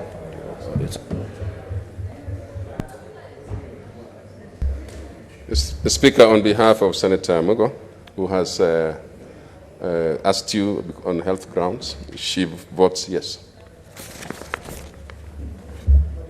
I got the notification here. Point of order, Mr. Speaker. Mr. Speaker, on what basis does someone vote on behalf of someone else? Let's vote. I will give a direction on Pardon? that. Let's vote. I'll give a direction on that. Yeah, but Mr. Speaker, Mr. Speaker, on what constitutional basis can one? The Constitution is very clear. Said leader of majority. Remember, I made a ruling here that in such exceptional times, you are, even when you are the chairman of when you are the leader of majority, we are also taking votes through proxy. And she has written and she's indisposed. We have and never, Mr. Speaker, there can be no worse violation of our Constitution than that. There is no one, Mr. Speaker, and there is never a time we sat in Senate Business Committee to approve a person who is not in the Senate to vote. It's impossible. In fact, it is, Mr. Speaker, the greatest violation of our Constitution. Please, Mr. Speaker, don't go there. You already have the numbers to remove people. Don't rape our Constitution further. Speaker. At least if you give somebody latitude, the words that are being used on the floor of the House, rape, those kind of words on the floor of the House, what do the young people think about our language, and particularly our women? I think we should use some language with decorum. Mr. Speaker, I insist, allowing a person who is not in the chambers and not within the vicinity of Parliament to She vote. was, as far as somebody to no, Mr. Speaker, it's not only rape. I could rather use actually defilement because it's worse. Senator Murkomen, Senator Beth Mugo was here. Even if she was here. Order, Senator Murkomen. She was here, and because of illness, which was brought to my attention, that's how I allowed it. impossible. Okay. It's not for you, Speaker, to allow. It is impossible. It's unconstitutional, Mr. Speaker. There is no basis for you to defile this constitution. Senator there is Ochila, absolutely no okay. basis. You have the numbers. Don't go there. Mr. Don't go there. Mr. Speaker, this is a house of order. If you allow members to talk back to you, to overrule you and to heckle you, Mr. Speaker, I am the best at that. Do not allow this, because when I start it or when others start it, this house will be disorderly. So make your ruling with finality, Mr. Speaker. I beg you. Senator Ledama. Mr. Speaker.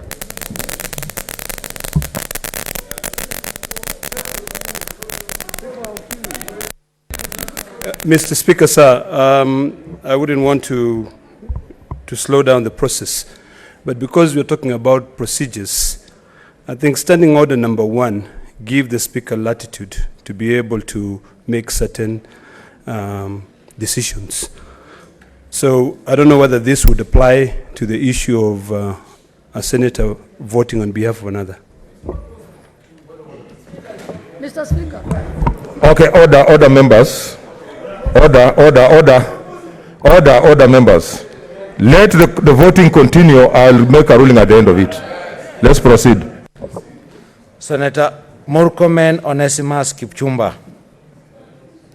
Mr. Speaker, I vote no. Senator Mwangi Paul Gethiomi. I vote yes. Senator Mwaruma Jones Mwashushe.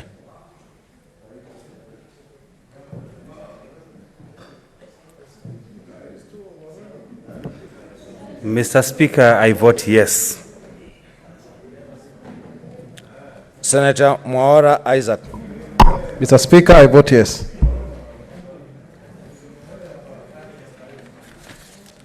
Senator Mwenyehaji Mohamed Faki.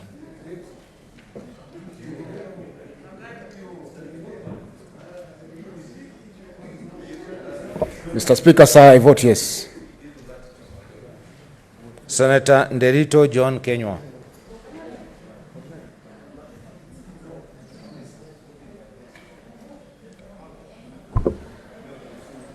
Bwana Spika, napiga hapana. Senator Ndwiga Peter Njero.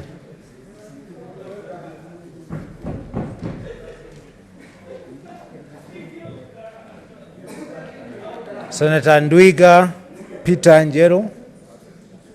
Yes, Mr. Speaker, sir, I have his letter. He is saying we vote yes, but I agree. You can keep aside that vote pending your ruling.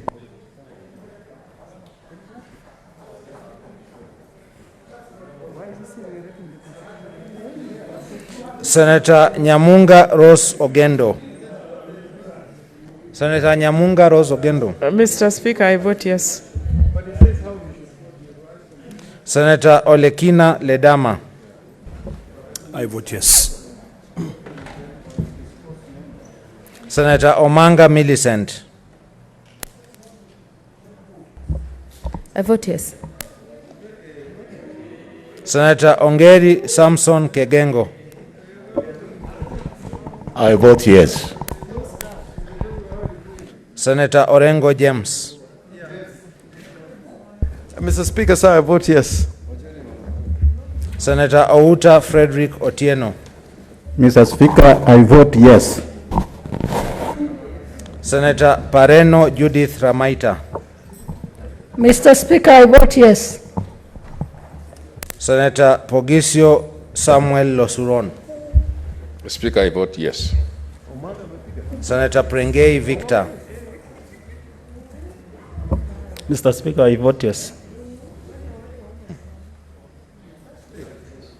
Senator Sakaja Johnson Arthur.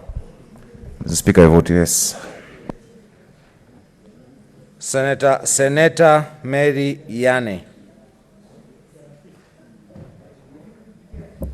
I vote yes. Senator Wako Naomi Jilo.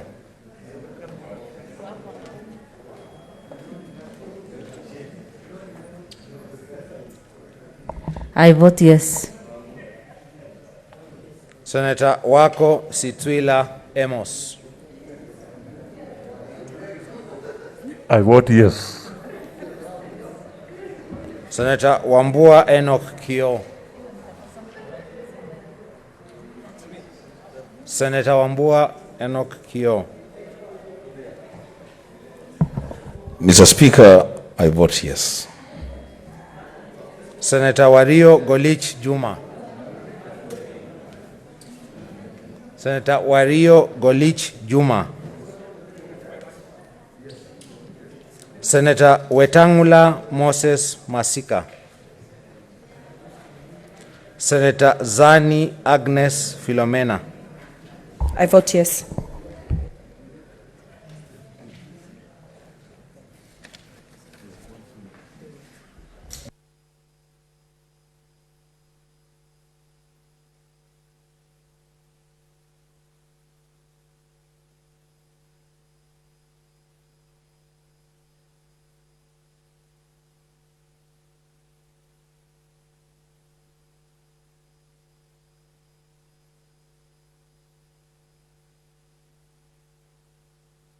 Yeah, Mr. Speaker, sir, I have a point of order. Yes, remember. Mr. Speaker, sir, I have a point What's of your point of order? Yes, Mr. Speaker, sir, I propose we withdraw the two contentious votes.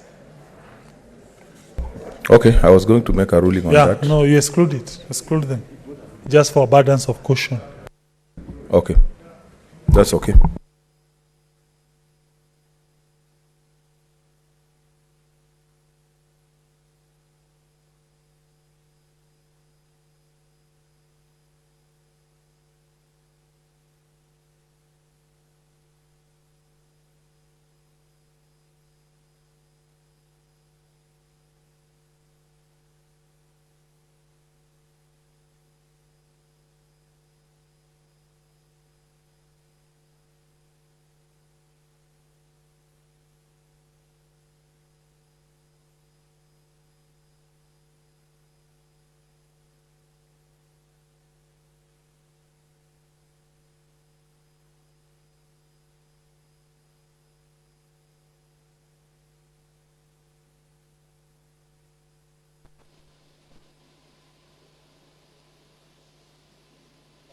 The results of the vote that has just taken place is currently being tabulated, and in a couple of minutes or seconds we'll be able to hear the results from the Speaker of the Senate.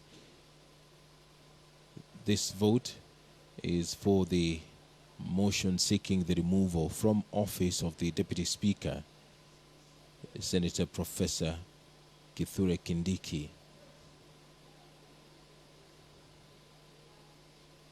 The debate on this particular motion was concluded moments ago, and the senators were able to go to division and decide on the fate of this motion. And in a moment we will hear the results on how the senators voted this evening.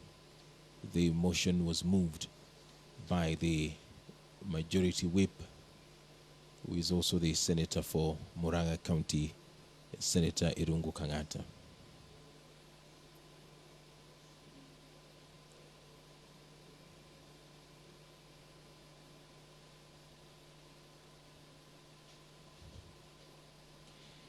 The numbers required for this motion to sail through the Senate is 2/3. Senators are 67, and the least number voting in affirmative should be 44. If that number is not achieved, then the motion is negatived.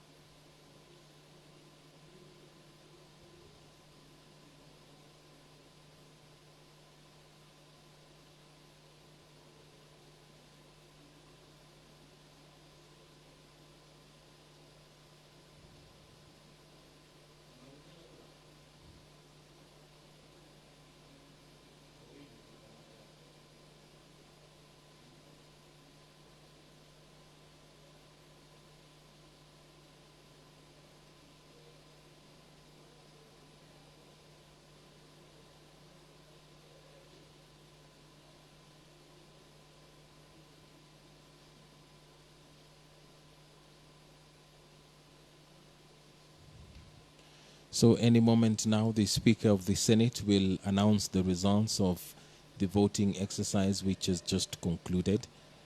He is consulting with the clerk in charge of this sitting, and he will make the communication anytime from now.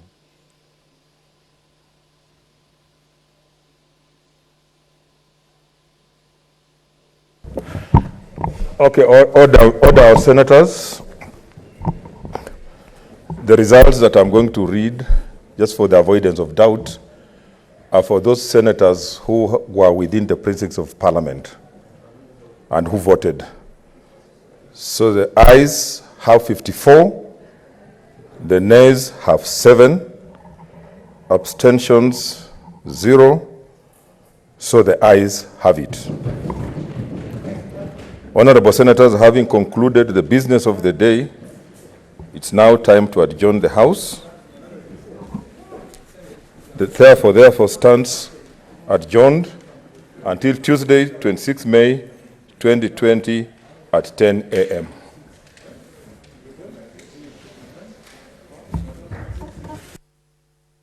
The Senate has voted to remove from the office of the Deputy Speaker,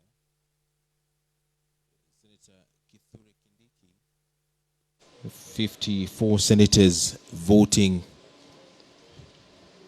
to support the motion by the Senate Majority Whip, Senator Irungu Kang'ata. 7 senators voted against the motion. There was 0 abstinence.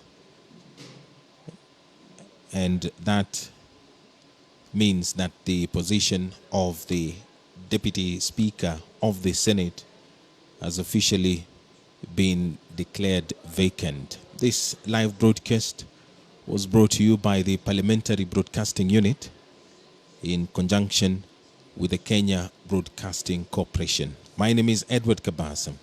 Good evening.